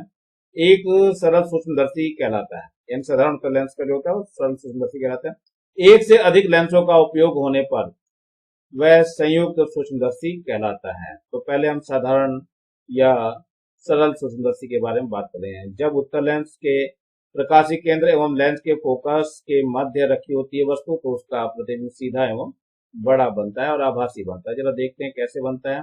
ये आपका एक लेंस रखा हुआ है, देखो ये ऐसे बना करके दिखा रहा हूं मैं। ये आपका रख दिया गया है और इसके ये कम फोकस दूरी का होता है। ये आपका फोकस हो गया, ये प्रकाशीय केंद्र हो गया, ये भी फोकस हो गया और यहाँ पर जो है आपका द्वितीय फोकस हो गए हैं। अब वस्तु हमने यहाँ पे रख दी है, तो वस्तु रख दी है, छोटी है वस्तु, लेकिन ये प्रतिबिंब जब वस्तु चलेगी इससे किरणें तो ये बढ़ेंगे और ये क्या होगा, ये यहाँ से किरण चली जाएगी और ये जो किरण जो यहाँ से जाएगी वो पीछे की ओर बढ़ जाएगी। तो ये दोनों किरणें पीछे की ओर फैलने चालू हो जाएंगी। तो क्या होगा, इसको जब हम पीछे की ओर बढ़ाएंगे तो ये किरणें जो है आपस में कहीं जा करके कटती हैं। देखिए यहाँ पे कटती हुई दिखाई दे रही, तो यहाँ पे इसका प्रतिबिंब बनता है, ये आभासी प्रतिबिंब बन जाता है A डैश B डैश। यहाँ पर A और B वस्तु है, इसका आभासी सीधा और बड़ा प्रतिबिंब बनता है जिससे कि हमें बड़ा दिखाई देने लगता है। अब संयुक्त में देखते हैं क्या हो गया। संयुक्त यौगिक सूक्ष्मदर्शी में इसमें एक खोखली नली के एक सिरे पर एक उत्तल लेंस L1 लगा होता है। ये आपका L1 दिखाई दे रहा है, ये है L1 बना हुआ जो वस्तु की ओर रहता है। इसे अभिदर्शक लेंस कहते हैं। ये जो लेंस है ये अभिदर्शक लेंस कहलाता है। दूसरे सिरे पर एक खोखली नली लगी होती है जो कि अभिदर्शक वाली नली में चक्री द्वारा आगे पीछे सरकाई जाती है। इस नली में नेत्रिका लेंस L2 लगा होता है। ये आपका नेत्रिका लेंस दिखाई दे रहा है, ये L2 लगा हुआ होता है, ये यहाँ पे दिखा रहा है L2, यानी ये वाला लेंस लगा होता है। चक्री द्वारा नली को आगे पीछे सरका करके अभिदर्शक लेंस और नेत्रिका लेंस के बीच की दूरी को बदला जा सकता है और अभिदर्शक लेंस की फोकस दूरी तथा द्वारक कम होते हैं, जबकि नेत्रिका लेंस की फोकस दूरी और द्वारक की तुलना में कुछ अधिक होते हैं। इस प्रकार वस्तु AB का प्रथम प्रतिबिंब A डैश B डैश होता है जो कि L2 के लिए वस्तु का कार्य करता है और अंतिम प्रतिबिंब A double dash B double dash. देखो यहाँ पे ये वस्तु रखी हुई थी AB ये वाली और इसका प्रतिबिंब जो है कहाँ बनता है A डैश B डैश में ये बनता है आपका। तो यहाँ पर बनने के बाद ये वस्तु का काम करता है इस लाल लेंस के लिए, नेत्रिका के लिए, और फिर इसका ये आभासी प्रतिबिंब यहाँ पे बनता हुआ दिख रहा है, आपको दिखाई दे रहा है यहाँ पे। तो ये डॉटेड बनाना है आपको, ये प्रतिबिंब यहाँ बन जा रहा है A double dash B double dash, ये रहा A डबल डैश और B डबल डैश आपका। तो ये बड़ा होकर के हमें दिखाई देना चालू कर देता है। ये प्रश्न भी आपसे कई बार पूछा गया है, तो ये प्रश्न भी आपको याद रखना है। उत्तल एवं अवतल दर्पण में क्या अंतर है। कोई 3 अंतर लिखना है तो तीनों अंतरों को लिखने का प्रयास करते हैं। नंबर 1, इसमें उत्तल दर्पण है पहले और फिर ये अवतल दर्पण है।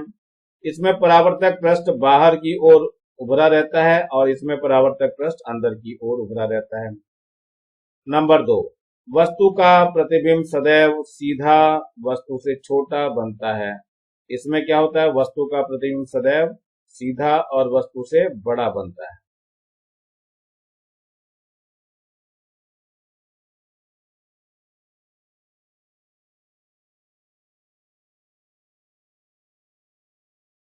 इसमें ध्यान रखना वस्तु का प्रतिबिंब सदैव नहीं बनता बच्चों। ये वस्तु का प्रतिबिंब सीधा यानी इसमें उल्टा भी बनता है, उल्टा या सीधा बनता है और वस्तु से बड़ा या छोटा भी हो सकता है,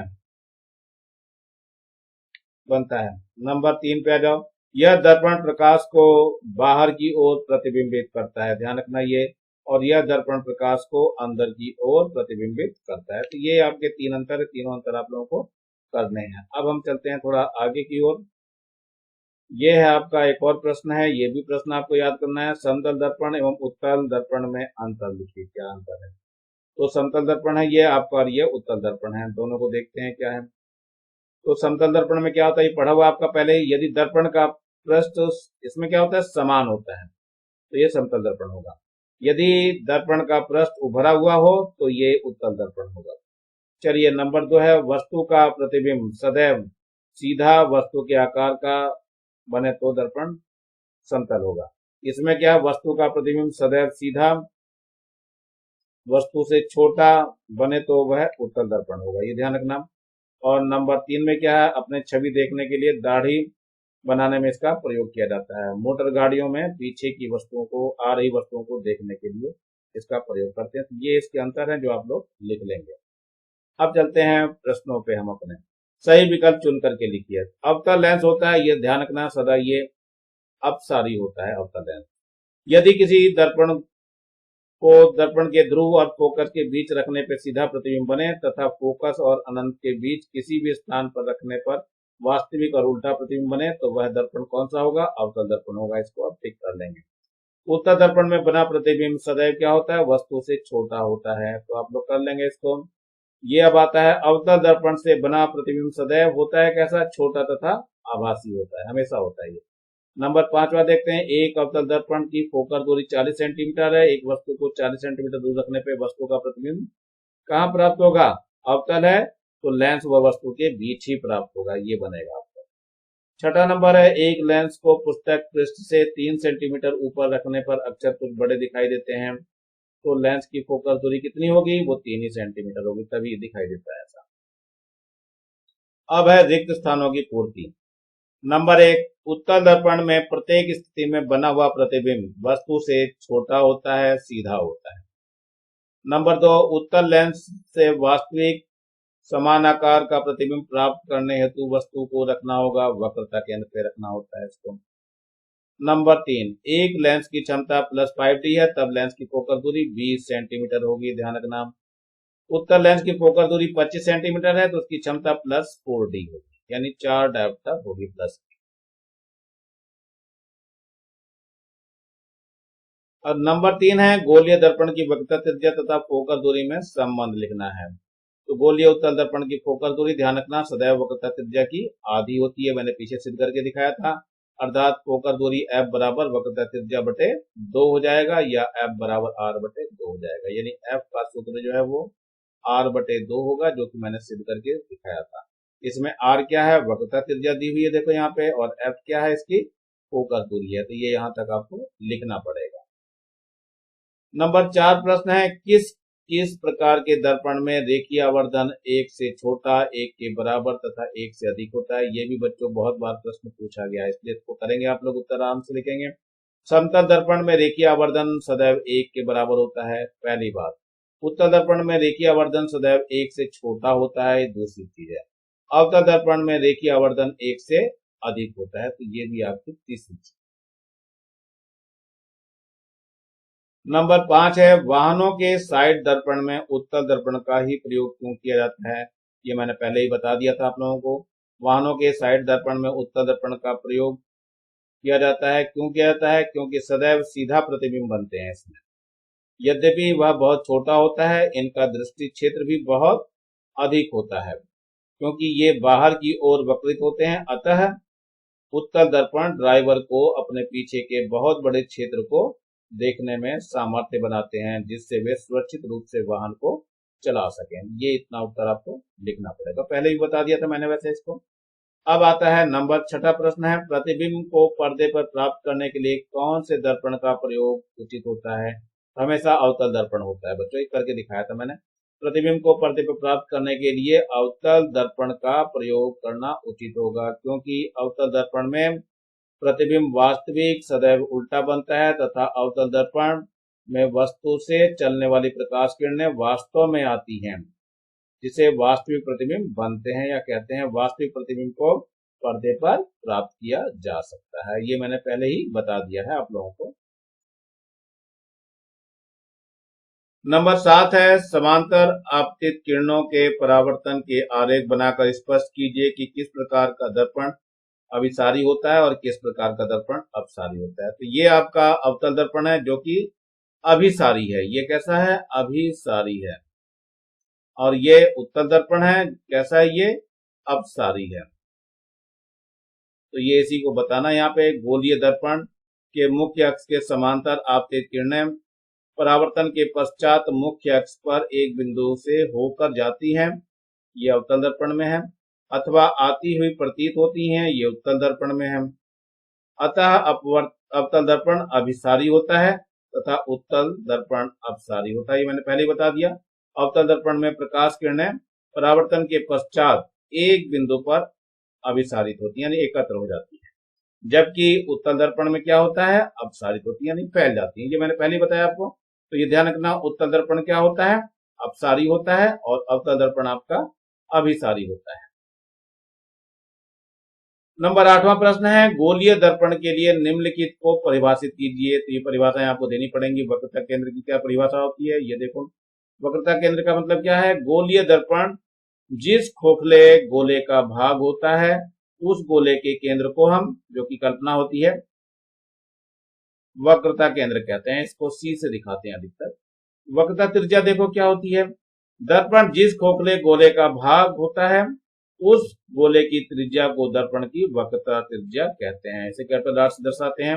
अतः दर्पण के ध्रुव से वक्रता केंद्र तक की दूरी को वक्रता त्रिज्या कहते हैं। ध्रुव क्या होता है? गोलीय दर्पण के परावर्तक सतह के मध्य भाग को, यानी मध्य बिंदु को दर्पण का ध्रुव कहते हैं। इसको पी से दिखाते हैं अधिकतर हम, दर्पण में पी से दिखाते हैं। द्वारा क्या होता है? गोलीय दर्पण के वक्रीय पृष्ठ की एक सीमा रेखा होती है जिसके व्यास को दर्पण का द्वारक कहते हैं। नंबर 9 देखिए, लेंसों का अभिसारी एवं अपसारी प्रकृति की व्याख्या करिए। हालांकि मैंने पीछे कर दी है व्याख्या, फिर भी एक बार देख लीजिए। यदि प्रकाश की कुछ समांतर किरणें मुख्य अक्ष से किसी कोण पर लेंस पर पड़े तो इस स्थिति में किरणें फोकल प्लेन पर किसी बिंदु से गुजरती हैं नजर आएंगी, अर्थात अभिसारित होंगी। उत्तल लेंस में ऐसा होता है। तथा अपसारित होंगी, ये अवतल लेंस में होगा क्योंकि इसमें प्रतीत होती हैं। अर्थात उत्तल लेंस क्या करता है? प्रकाश की किरणों को मुख्य अक्ष की ओर मोड़ देता है, जिससे प्रकाश की किरणें अभिसारित होती हैं, जबकि उत्तल लेंस अभिसारित प्रकृति की होती है। इसके विपरीत अवतल लेंस में क्या होता है? प्रकाश की किरणों को मुख्य अक्ष से दूर हटा देता है, जिससे प्रकाश की किरणें अपसारित होती हैं, ये प्रतीत होती हैं। अतः अवतल लेंस अपसारी प्रकृति होता है। ये आपको लिखना पड़ेगा और चित्र भी बनाना पड़ेगा। चित्र मैंने कई बार बना दिया है, अब आप लोग अपने आप बनाएंगे। चलिए आगे देखते हैं। लेंस की क्षमता अभी बताई थी मैंने। लेंस की क्षमता क्या है? इसकी इकाई क्या होती है? तो लेंस की क्षमता के लिए सूत्र मैंने बताया था, P बराबर 1/f मीटर में होता है, और इसकी इकाई जो होती है वो डायप्टर होती है, और कैपिटल D से दिखाते हैं इसको। यही बताया गया, किसी लेंस की क्षमता उसके फोकस दूरी का विक्रम होता है। कब? जबकि फोकस दूरी मीटर में हो। इसे अक्सर P द्वारा व्यक्त करते हैं। अतः F फोकस दूरी वाले लेंस की क्षमता, ये सूत्र दिया है, लेंस की क्षमता P बराबर 1/f फोकस दूरी। लेंस की क्षमता का SI मात्रक डायप्टर होता है, जिसे संकेत कैपिटल D द्वारा दर्शाते हैं। इतना आप लोगों को लिखना पड़ेगा। चलिए, लेंस से संबंधित चिन्ह परिपाटी हालांकि मैंने पीछे बता दी है कि लेंस के सामने की जो दूरियां होती हैं वो सब ऋणात्मक होती हैं। लेंस के सामने की दूरियां ऋणात्मक, लेंस के पीछे की दूरी धनात्मक, लेंस के अक्ष से ऊपर की ओर दूरी धनात्मक, नीचे की ओर दूरी ऋणात्मक। ये तो था उत्तल लेंस आपका। कौन सा था ये लेंस? उत्तल लेंस। ऐसी अवतल लेंस में देखो क्या होता है, जो लेंस के सामने की दूरी है वो ऋणात्मक होगी, लेंस के पीछे की दूरी धनात्मक होगी, और अक्ष से ऊपर की जो दूरी होती है वो धनात्मक होती है, और अक्ष से नीचे की दूरी ऋणात्मक होती है। यही आपके चिन्ह परिपाटी है। इन्हीं चिन्ह परिपाटियों के बारे में ये चारों नियम लिखे हुए हैं। ये नियम आपको पढ़ने पड़ेंगे और खुद लिखने पड़ेंगे। समर दूरियां लेंस के प्रकाशीय केंद्र के मुख्य अक्ष के साथ नापी जाती हैं। आपतित किरणें एक ही दिशा में नापी जाती, दूरियां धनात्मक तथा आपतित किरण की दिशा के विपरीत नापी गई दूरियां ऋणात्मक होती हैं। अर्थात बाईं ओर से प्रकाश किरणें आने पर बाईं ओर की सभी दूरियां ऋणात्मक तथा दाईं ओर की दूरियां धनात्मक होती हैं, अभी बताया मैंने। नंबर 3, मुख्य अक्ष के लंबवत वस्तु तथा प्रतिबिंब की लंबाइयां मुख्य अक्ष के ऊपर की ओर धनात्मक तथा मुख्य अक्ष के नीचे की ओर ऋणात्मक होती हैं। तो ये आपको याद रखना है। चौथा, प्रकाश किरणें सदैव बाईं ओर से अर्थात धनात्मक दिशा से एक्स अक्ष की दिशा से चलती हैं और आपतित ली जाती हैं। चलिए अब आगे आते हैं कुछ प्रश्नों पे। ये 12वां प्रश्न आ गया हमारा। प्रश्न नंबर 12, 50 सेंटीमीटर फोकस दूरी वाले उत्तल लेंस की क्षमता कितनी होगी। पहले हम उत्तल लेंस की बात करते हैं। उत्तल लेंस के लिए एफ बराबर काय में दिया है, ये 50 सेंटीमीटर है। इसको मीटर में बदल लेते हैं तो 0.50 मीटर हो जाएगा। ये एफ हो गया। तो पी क्या सूत्र क्या होता है, 1/f मीटर में। ये सूत्र है आपका। तो 1/f मीटर में 0.50 हो जाएगा और ये डायप्टर आ जाएगी इसकी इकाई, दशमलव हटाएंगे, ऊपर 2 जीरो बढ़ जाएगी, 0 से 0 कट जाएगी और 5 दूनी 10 आ जाएगा। तो ये प्लस का 2d आ जाएगा। ये आपका आंसर हो गया। बिल्कुल ठीक जो है ऐसा ही होगा अवतल लेंस के लिए। अवतल लेंस के लिए क्या होता है अवतल लेंस के लिए, ये भी आपको ध्यान रखना है। एफ जो आ जाएगा वो माइनस का 50 सेंटीमीटर हो जाएगा। इसको बदलेंगे माइनस का 0.50 मीटर में आ जाएगा। ये एफ हो गया। जो क्षमता होती है पी बराबर होता है 1/f मीटर में। सूत्र रख दीजिए तो 1/f कितना हो जाएगा, माइनस का 0.50, दशमलव हटाएंगे, ऊपर 100 आ जाएगा तो 0 से 0 कट जाएगा और 5 दूनी 10 हो जाएगा। तो ये माइनस का 2d आ जाएगी। ये है अवतल दर्पण की क्षमता। कितना आंसर हो जाएगा। 13वां प्रश्न है, 10 सेंटीमीटर फोकस दूरी वाले गोलीय अवतल दर्पण। अवतल दर्पण है तो F बराबर हो जाएगा माइनस का 10 सेंटीमीटर।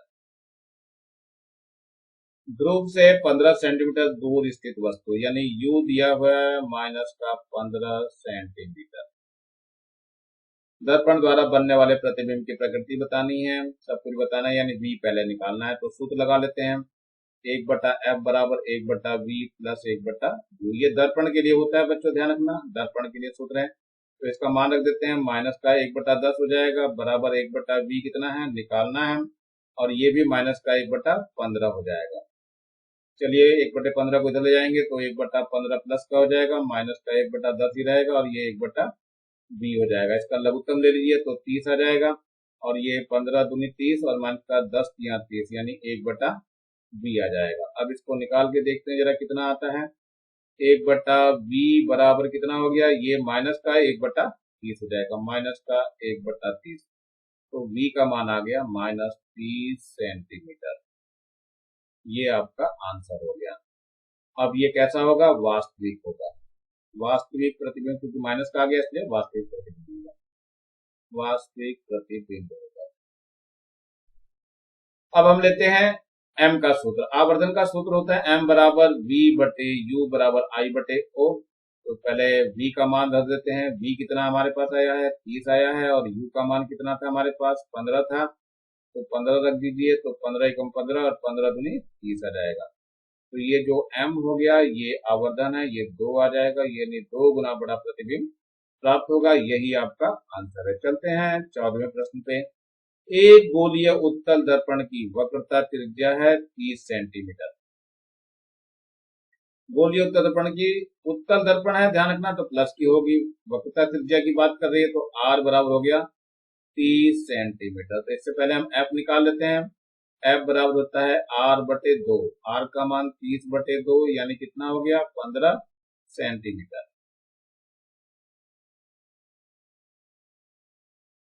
अब दिया हुआ है 5 सेंटीमीटर लंबी वस्तु, यानी O का मान दिया है 5 सेंटीमीटर।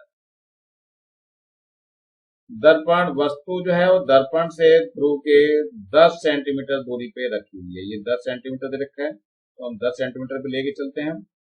तो U का मान दिया हुआ है वो माइनस का 10 सेंटीमीटर हो जाएगा। U बराबर माइनस का 10 सेंटीमीटर। दर्पण द्वारा बनने वाले प्रतिबिंब की प्रकृति और लंबाई भी ज्ञात करनी। चलिए देखते हैं। पहले सूत्र लगाते हैं, 1/f बराबर दर्पण है तो ये 1/v प्लस का 1/u हो जाएगा। तो f आपका 15 है तो 1/15 लिखेंगे, और v कितना है निकालना है 1/v, और u का मान माइनस का 1/10 10 है। अब इसको जरा और हल करके देखते हैं क्या निकल के आता है। तो 1/v बराबर, देखो ध्यान से, ये आपका 1/10 इधर जाके प्लस का हो जाएगा, तो 1/15 हो गया और प्लस का 1/10 हो गया। लघुत्तम ले लेते हैं, लघुत्तम तो 30 ही आएगा, 15 दूनी 30 और 10 तिया 30, तो ये कुल कितना आ गया, ये 1/v चल रहा है यहाँ पे, 1/v तो 5/30 हो गया, तो 5 एकम 5, 5 छंग 30, तो 1/v बराबर 1/6, तो v बराबर आ गया 6, ये धनात्मक आ गया, इसका मतलब आभासी बनेगा प्रतिबिंब, ये आभासी प्रतिबिंब बनेगा, आभासी प्रतिबिंब, ध्यान रखना। अब इसमें हम m निकाल लेते हैं, तो m बराबर होता है v/u बराबर i/o। v का मान कितना आया, 6 आया, तो यहाँ पे 6 रख लीजिए। u का मान आपने निकाला था, कितना था, दिया हुआ था 10, तो यहाँ पे 10 रख लीजिए। i का मान हमें बताना है और o का मान ये दिया हुआ है 5 सेंटीमीटर, तो 5 रख लीजिए। तो i बराबर कितना हो गया, 6/10 गुना 5 हो जाएगा, 5 एकम 5, 5 दूनी 10, 2 एकम 2, 2 तिया 6, तो i बराबर कितना आ गया, 3 सेंटीमीटर। तो ये आपका आंसर हो जाएगा। तो दोनों आंसर हैं, दोनों ही आप लोगों को लिखने हैं और करने हैं। क्वेश्चन नंबर 15 हम ले रहे हैं, एक गोलीय अवतल दर्पण की फोकस दूरी है 10 सेंटीमीटर, यानी अवतल है तो माइनस का 10 सेंटीमीटर हो जाएगा। किसी वस्तु का 5 गुना बड़ा प्रतिबिंब, तो m का मान दिया हुआ है 5 गुना बड़ा प्रतिबिंब प्राप्त करने के लिए वस्तु को दर्पण से कितनी दूरी पे रखना पड़ेगा, यानी u हमें निकालना है हर एक। चलिए देखते हैं। तो पहला है वास्तविक प्रतिबिंब हो, तो हम पहले बात कर लेते हैं, m से ही लेते हैं। तो m बराबर होता है v/u, तो v का मान कितना हो जाएगा, m का मान दिया हुआ है हमें, m बराबर है 5, तो v बराबर हो जाएगा 5u। तो पहला लेके चल रहा हूं मैं वास्तविक प्रतिबिंब के लिए, वास्तविक प्रतिबिंब के लिए, वास्तविक प्रतिबिंब के लिए u तो माइनस का u हो जाएगा और v जो होगा ये भी माइनस का 5u हो जाएगा। तो सूत्र वही लगाना है, 1/f बराबर 1/v माइनस प्लस का 1/u। चलो मान रख लीजिए, मान रखने पे देखते हैं क्या स्थिति प्राप्त होती है।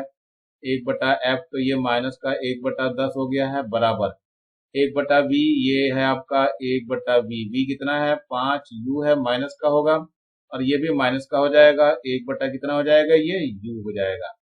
चलिए इसमें क्या हो जाएगा, अब सारे माइनस के चिन्ह हटा देते हैं, तो 1/10 बराबर हो जाएगा 1/5u प्लस का 1/u। लघुत्तम ले लीजिए, तो ये 1/10 है, लघुत्तम लेंगे तो 5u आ जाएगा और यहाँ पर 1 आ जाएगा और यहाँ पे 5 हो जाएगा। तो अब कितना आ जाएगा यहाँ पर, ये आ गया आपका, ये जरा इसको एक तरफ कर दीजिए जिससे डिस्टर्बेंस ना हो। तो ये आपका 1/10 आ गया है, तो 1/10 बराबर देखो 5 और 1 6, तो 6/5u हो जाएगा। तो u का मान कितना हो जाएगा, u इधर आ गया, इधर हो जाएगा 6 गुना 10 और बटे में 5 हो गया, 5 एकम 5 और 5 दूनी 10, तो u का मान कितना आ गया, 12 सेंटीमीटर, यानी 12 सेंटीमीटर सामने ही रखी जाएगी। u हमेशा ऋणात्मक ही रहता है, इसलिए ऋणात्मक आपको आंसर में दिखा रहे हैं। तो आंसर में ऋणात्मक होने की वजह वही है कि हमेशा u हमेशा ऋणात्मक ही रहता है, आपको यह 12 ही सेंटीमीटर लिखना है। अब जब लेते हैं सेकंड वाला, सेकंड वाले में क्या कह रहे हैं, आभासी के लिए, आभासी प्रतिबिंब के लिए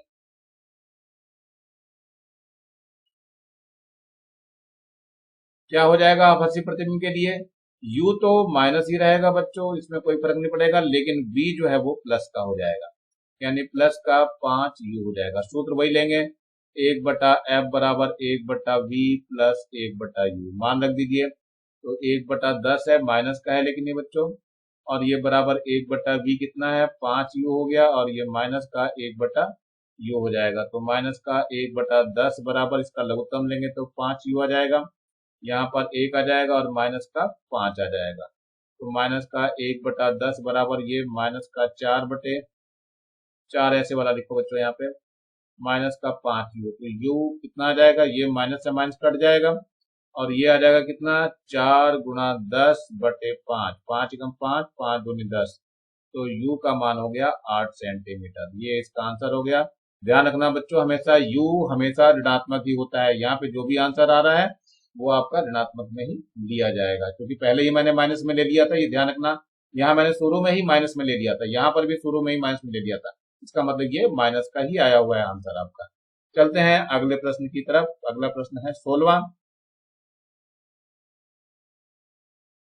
एक गोलीय उत्तल दर्पण की वक्रता त्रिज्या 30 सेंटीमीटर उत्तल है, तो R बराबर हो जाएगा 30 सेंटीमीटर। चलिए इससे हम F निकाल लेते हैं। F बराबर होता है R बटे 2, F आ जाएगा 30 बटे 2, 2 एकम 2 और ये 15 आ जाएगा, तो F बराबर हो गया 15 सेंटीमीटर। दर्पण से 12 सेंटीमीटर की दूरी पे वस्तु रखी है, तो U का मान हो गया माइनस का 12 सेंटीमीटर। चलिए आगे क्या करें, कहां और कैसा प्रतिबिंब बनेगा देखते हैं जरा।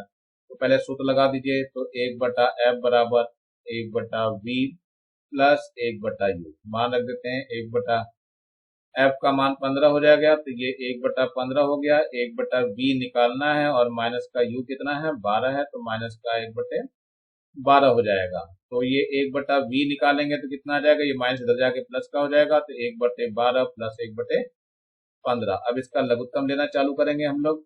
लघुत्तम लेके देखते हैं 12 और 15 का कितना हो जाएगा। तो ये 1/V बराबर हो जाएगा, लघुत्तम ले रहे हैं तो 60 आएगा, 12 पंजे 60 होता है, तो ये हो जाएगा 12 पंजे 60 और 15 चौक 60 हो जाएगा, तो ये आ जाएगा 1/V बराबर 9/60। तो V का जो मान आ जाएगा वो 60/9 हो जाएगा। 3 तिया 9, 3 दूनी 6, तो V का मान कितना आ गया 20/3 सेंटीमीटर। और 20/3 को जब निकालेंगे तो 6.66 सेंटीमीटर आ जाएगा। ये आपका आंसर होगा। लेकिन V प्लस का आया है तो ये क्या होगा, आभासी प्रतिबिंब। आभासी प्रतिबिंब बनेगा, ध्यान रखना बच्चों, आभासी प्रतिबिंब बनेगा। अब थोड़ा सा आगे देखते हैं। यदि अवतल होता तो कहां प्रतिबिंब बनता, तो ये अवतल के लिए ले रहे हैं हम। अवतल होता तो ले रहे हैं, तो F का मान जो है वो माइनस में हो जाता है। माइनस कितना होता है, माइनस का 15 सेंटीमीटर होता है। चलिए -15 हो गया। अब सूत्र वही लगेगा, 1/F बराबर होता है 1/V प्लस 1/U। रख दीजिए, तो माइनस का 1/15 है बराबर 1/V निकालना है, और ये माइनस का कितना है 1/12 है, तो इसको भी इधर उधर कर लेते हैं। तो ये 1/V बराबर कितना हो जाएगा 1/12 प्लस का हो जाएगा, और माइनस का 1/15 पड़ा हुआ ही है। लघुत्तम लेंगे तो 60 ही आएगा, तो 12 पंजे 60 और ये 15 चौक 60, तो ये 1 कितना आ जाएगा 60 आ जाएगा, यानी 1/V, तो V बराबर हो गया 60 सेंटीमीटर। ये आंसर हो गया। और कैसा प्रतिबिंब बनेगा, ये आपका आभासी इसमें भी बनेगा, प्लस का आ रहा है इसलिए आभासी प्रतिबिंब। ये आपका दूसरा आंसर है, ये पहला आंसर था। तो आप लोग कर लेंगे, मेरे ख्याल से समझ में आ गया होगा आप लोगों को। प्रश्न नंबर 17। एक उत्तल दर्पण से 30 सेंटीमीटर दूर रखिए, यानी U बराबर दिया हुआ है आपको माइनस का 30 सेंटीमीटर दूर रखी वस्तु का प्रतिबिंब 10 सेंटीमीटर दूर बनता है। उत्तल दर्पण है तो वस्तु की तरफ ही होगा, यानी V जो है वो आपका माइनस का 10 सेंटीमीटर पे ही बनेगा। तो उत्तल दर्पण की फोकस दूरी ज्ञात करनी है, यानी F आपको ज्ञात करना है। तो सूत्र होता है 1/F बराबर 1/V प्लस 1/U दर्पण के लिए। तो 1/F तो ऐसे रहेगा, 1/V का मान कितना हो गया,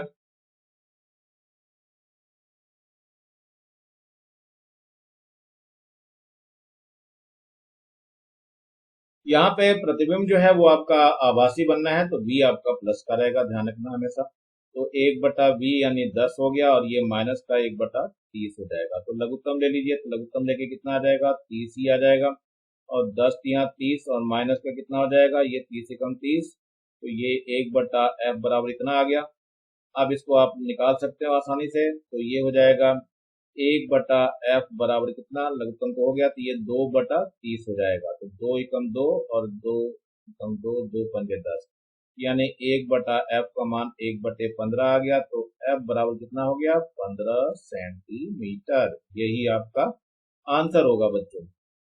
चलते हैं आगे, देखते हैं 18वां प्रश्न है, एक अवतल लेंस की फोकस दूरी 12 सेंटीमीटर। तो बच्चों अब ये अवतल लेंस चालू हो गया, तो F बराबर हो गया माइनस का 12 सेंटीमीटर। यदि किसी वस्तु को लेंस के फोकस पे रखा जाए, लेंस का फोकस यानी U हो गया वो माइनस का 12 सेंटीमीटर।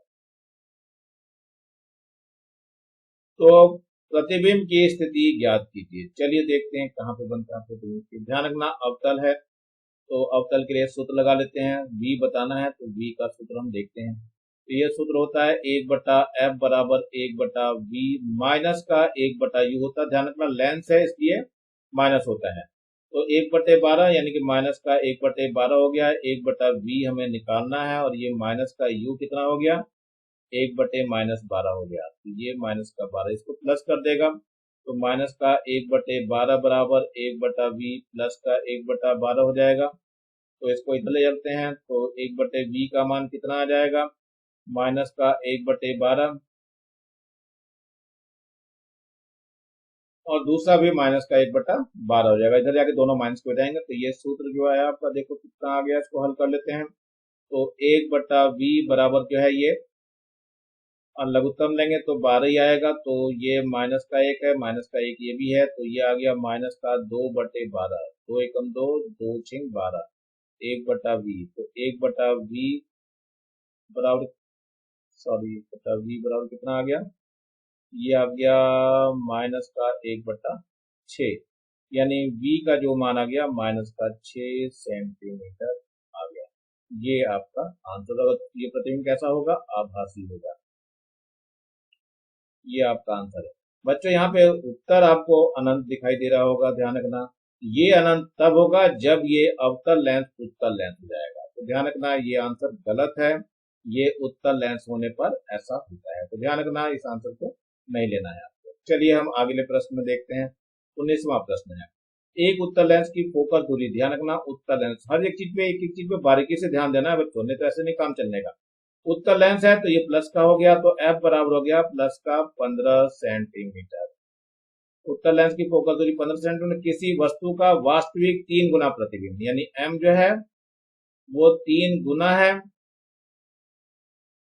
और ध्यान रखना वास्तविक भी बोल रहा है, तो ये भी आप लिख लीजिए, जरूरत पड़ेगी हमें वास्तविक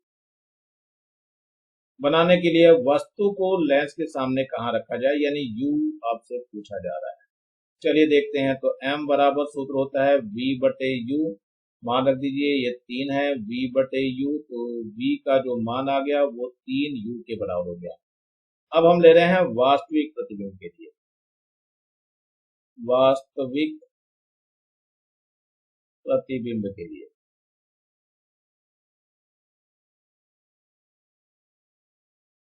क्या हो जाएगा, U का मान तो -U ही रहेगा, V का मान जो है वो प्लस का 3U हो जाएगा। ये आपका प्लस में आ जाएगा, तभी वास्तविक प्रतिबिंब बनता है। तो सूत्र लगा लेते हैं जरा। 1/F बराबर हो जाएगा 1/V। लेंस में बच्चों माइनस होता है सूत्र में, तो ये हो गया 1/15 बराबर 1/V पता है, 3U है और माइनस का U जो है माइनस का है, तो ये प्लस कर देगा इसको। ये माइनस का U है, यहाँ लिखा है देखो बच्चों, यहाँ पे ये लिखा हुआ माइनस का। तो इसका लघुत्तम लूंगा तो कितना आ जाएगा, ये 3U आ जाएगा और यहाँ से 1 + 3 हो जाएगा। कुल मिलाकर के 4/3U हो गया, और यहाँ 1/15 है, तो U बराबर कितना हो जाएगा, 4 गुना 15/3, तो 3 पंजे 15 हो जाएगा और 5 चौक 20 हो जाएगा। U बराबर 4 गुना 5, यानी U बराबर 20 सेंटीमीटर। ये आपको बच्चों माइनस साइन यहाँ पे दिखाई दे रहा है, ये माइनस साइन मैंने पहले ही ले लिया था, इसलिए आप लोग पहले ही ध्यान देना, U में मैंने माइनस पहले ही ले लिया है। तो आप लोग जो है आसानी से कर लेंगे, इसको कोई दिक्कत नहीं आनी चाहिए। 20 सेंटीमीटर इसका आंसर आएगा, तो आप लोग आसानी से कर लेंगे इसको। चलिए आगे देखते हैं 20वें प्रश्न को। 20वें प्रश्न में क्या दिया हुआ है, एक अवतल लेंस की फोकस दूरी। ध्यान रखना अवतल लेंस है, इसकी फोकस दूरी माइनस में होती है, माइनस का 30 सेंटीमीटर है। लेंस के फोकस पर 3 सेंटीमीटर लंबी वस्तु रखी है, यानी कि मैं O जो है वो 30 सेंटीमीटर ही लिख दे रहा हूँ, लंबी रखी है वस्तु। प्रतिबिंब का आकार व स्थिति बतानी है, यानी V बताना है आपको। चलते हैं, देखते हैं कैसे क्या करना है। लेंस के फोकस पे ही रख रहा है, मतलब U का मान भी माइनस का 30 सेंटीमीटर ही दे रहा है। तो सूत्र होता है लेंस के लिए, क्या सूत्र होता है, 1/f बराबर 1/v माइनस 1/u। रख दीजिए, f का मान माइनस है तो 1/-30 हो गया, बराबर 1/v निकालना है और ये माइनस माइनस प्लस हो जाएगा और 1/30 आ जाएगा। तो 1/v बराबर कितना हो जाएगा, माइनस का 1/30। ये भी इधर जाकर के माइनस का ही हो जाएगा। तो लघुत्तम लेंगे तो कितना आ जाएगा, 30 आ जाएगा। तो -1 तो ये 1/v आ गया, तो 1/v बराबर माइनस का 2/30 हो जाएगा। 2 एकम 2 और ये 15 आ जाएगा। तो ये वास्तव में कितना आ गया, 1/v बराबर हो गया माइनस का 1/15। तो v का मान आ गया माइनस का 15 सेंटीमीटर। ये आपका आंसर हो गया। अब निकालना है हमें वस्तु की लंबाई। तो m बराबर होता है v/u बराबर I/o होता है। तो m का मान तो दिया हुआ है इन्होंने पहले ही 3, कहाँ दिया है, 3 नहीं दिया हुआ है। v का मान 15 है, ऊपर देखिए ध्यान से 15 है। u का मान अभी दिया था इधर 30 है, 30 है। I का मान हमें निकालना है और o का मान ध्यान से देखो 30 दिया हुआ है। तो ये 30 से ये 30 कट जाएगा और I का मान जो है वो 15 सेंटीमीटर आ जाएगा और यही आपका उत्तर हो जाएगा। चलिए, दोनों आंसर आपके निकल गए, यहाँ पे आराम से आप लोग कर सकते हैं। अब आता है नंबर 21 का क्वेश्चन, देखते हैं क्या है। एक अवतल लेंस है, तो बच्चों ये दूरी फोकस दूरी माइनस की होगी, तो f बराबर माइनस का 30 सेंटीमीटर। वस्तु रखने पर बनने वाला प्रतिबिंब का आकार वस्तु के आकार का 2/3 बनता है। तो आकार यानी m जो है वो 2/3 दिया हुआ है। लेंस की फोकस दूरी ज्ञात करनी है। चलिए देखते हैं फोकस दूरी। फोकस दूरी तो दी हुई है बच्चों, ध्यान से देखो। अवतल लेंस की फोकस दूरी दी हुई है, इसलिए इस प्रश्न में कुछ ना कुछ गलती दी हुई है। तो चलते हैं हम बाकी सब सवाल को करते हैं। अब m का सूत्र जो होता है, m बराबर होता है v/u। तो रख दीजिए मान 2/3 बराबर हो गया v/u।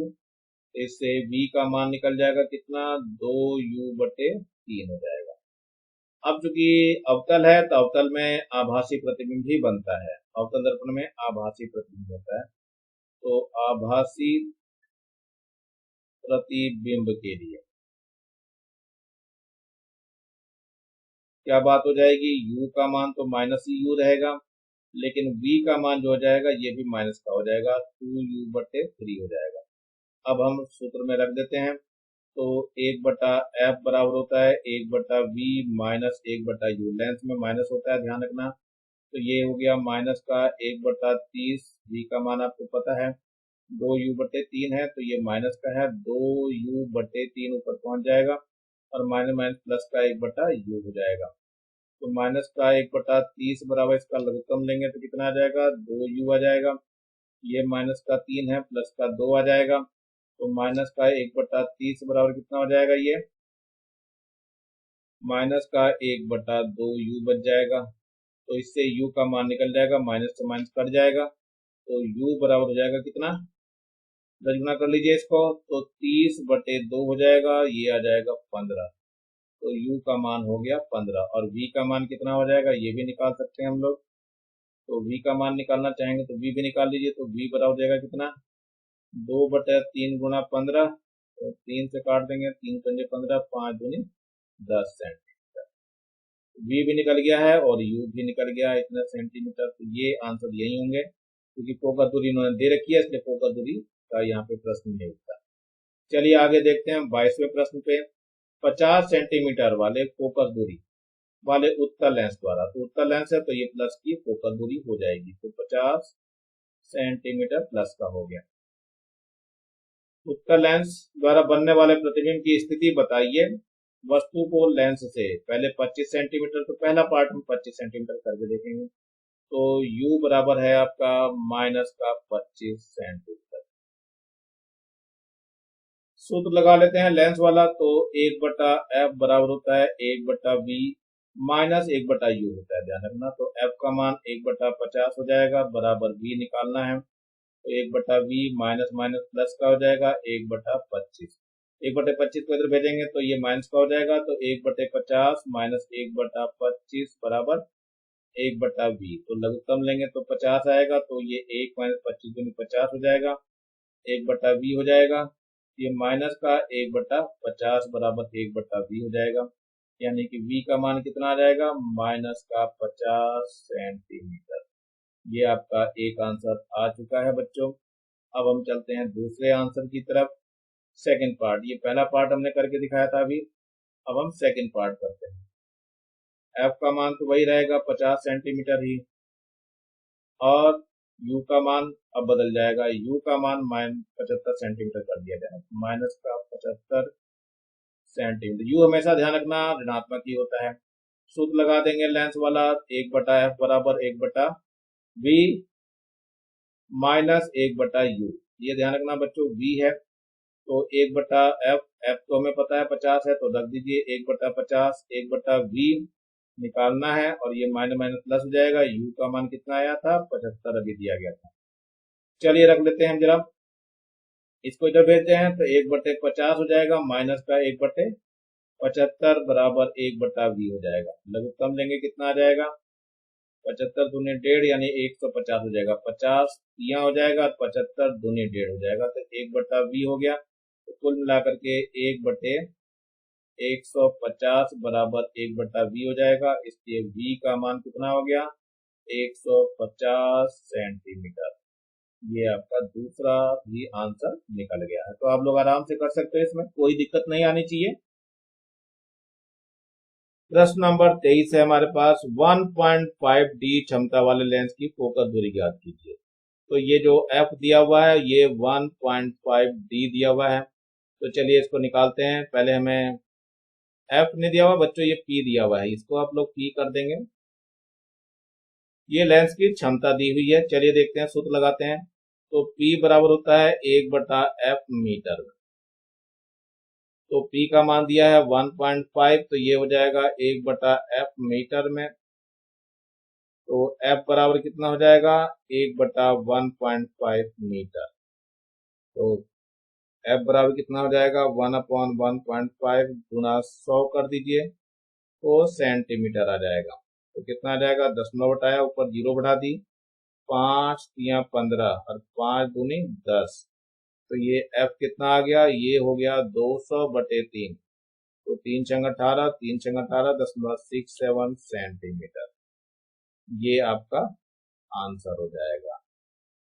यहाँ पे बच्चों 50 दिया हुआ है, 50 का मतलब होता है यहाँ 0.5d वगैरह रखा, 0.2 रहता है, 1.2 वगैरह कुछ ऐसा दिया रहता है। ये आंसर आपका सही नहीं है। चलिए अगला प्रश्न देखते हैं हम लोग। ये है 24वां, 20 सेंटीमीटर फोकस दूरी वाले अवतल लेंस की क्षमता ज्ञात कीजिए। तो ये f अवतल जो है माइनस में होता है, तो 20 सेंटीमीटर माइनस में लिखेंगे आप लोग, तो इसको बदलेंगे मीटर में, तो ये हो जाएगा 20/100 मीटर। तो ये कितना हो गया, 0 से 0 कट जाएगा और ये 5 हो जाएगा, तो माइनस का 1/5 मीटर हो गया। अब सूत्र होता है पावर का, P बराबर 1/f मीटर में, तो रख दीजिए। तो 1/f मीटर में कितना है, माइनस का 1/5 डी है, 5 ऊपर पहुंच जाएगा, तो P बराबर कितना हो जाएगा, माइनस का 5d।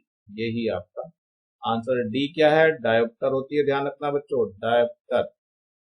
लेंस की यानी पावर गेन क्षमता का जो मात्रक है वो डायोप्टर है। ये बहुत ज्यादा एग्जाम में पूछा जाता है, तो ध्यान रखना, लेंस की क्षमता का मात्रक क्या होता है, डायोप्टर होता है। तो ऐसा आप लोगों को याद रखना है। तो ये आपका 5d हो गया है, प्लस का 5d आ गया है, तो मेरे ख्याल से आपको समझ में आ गया होगा। अब इसी के नीचे एक लाल रंग का बटन दिखाई दे रहा होगा, इसको दबा के सब्सक्राइब करेंगे और ज्यादा से ज्यादा बच्चों को शेयर करेंगे, जिससे ज्यादा बच्चों का फायदा हो सके। और कम से कम इतनी मेहनत के बाद एक लाइक तो बनता है बच्चों, कम से कम इसको लाइक भी कर दिया करें, जिससे मेरे को पता चलते रहे कि वीडियो आप लोगों को अच्छा लग रहा है, और मैं आगे अच्छे से अच्छे वीडियो बना करके देने का प्रयास करूंगा। Thank you, have a nice day. इसी के साथ मैं RS प्रसाद सर इस वीडियो को यहीं समाप्त करता हूँ।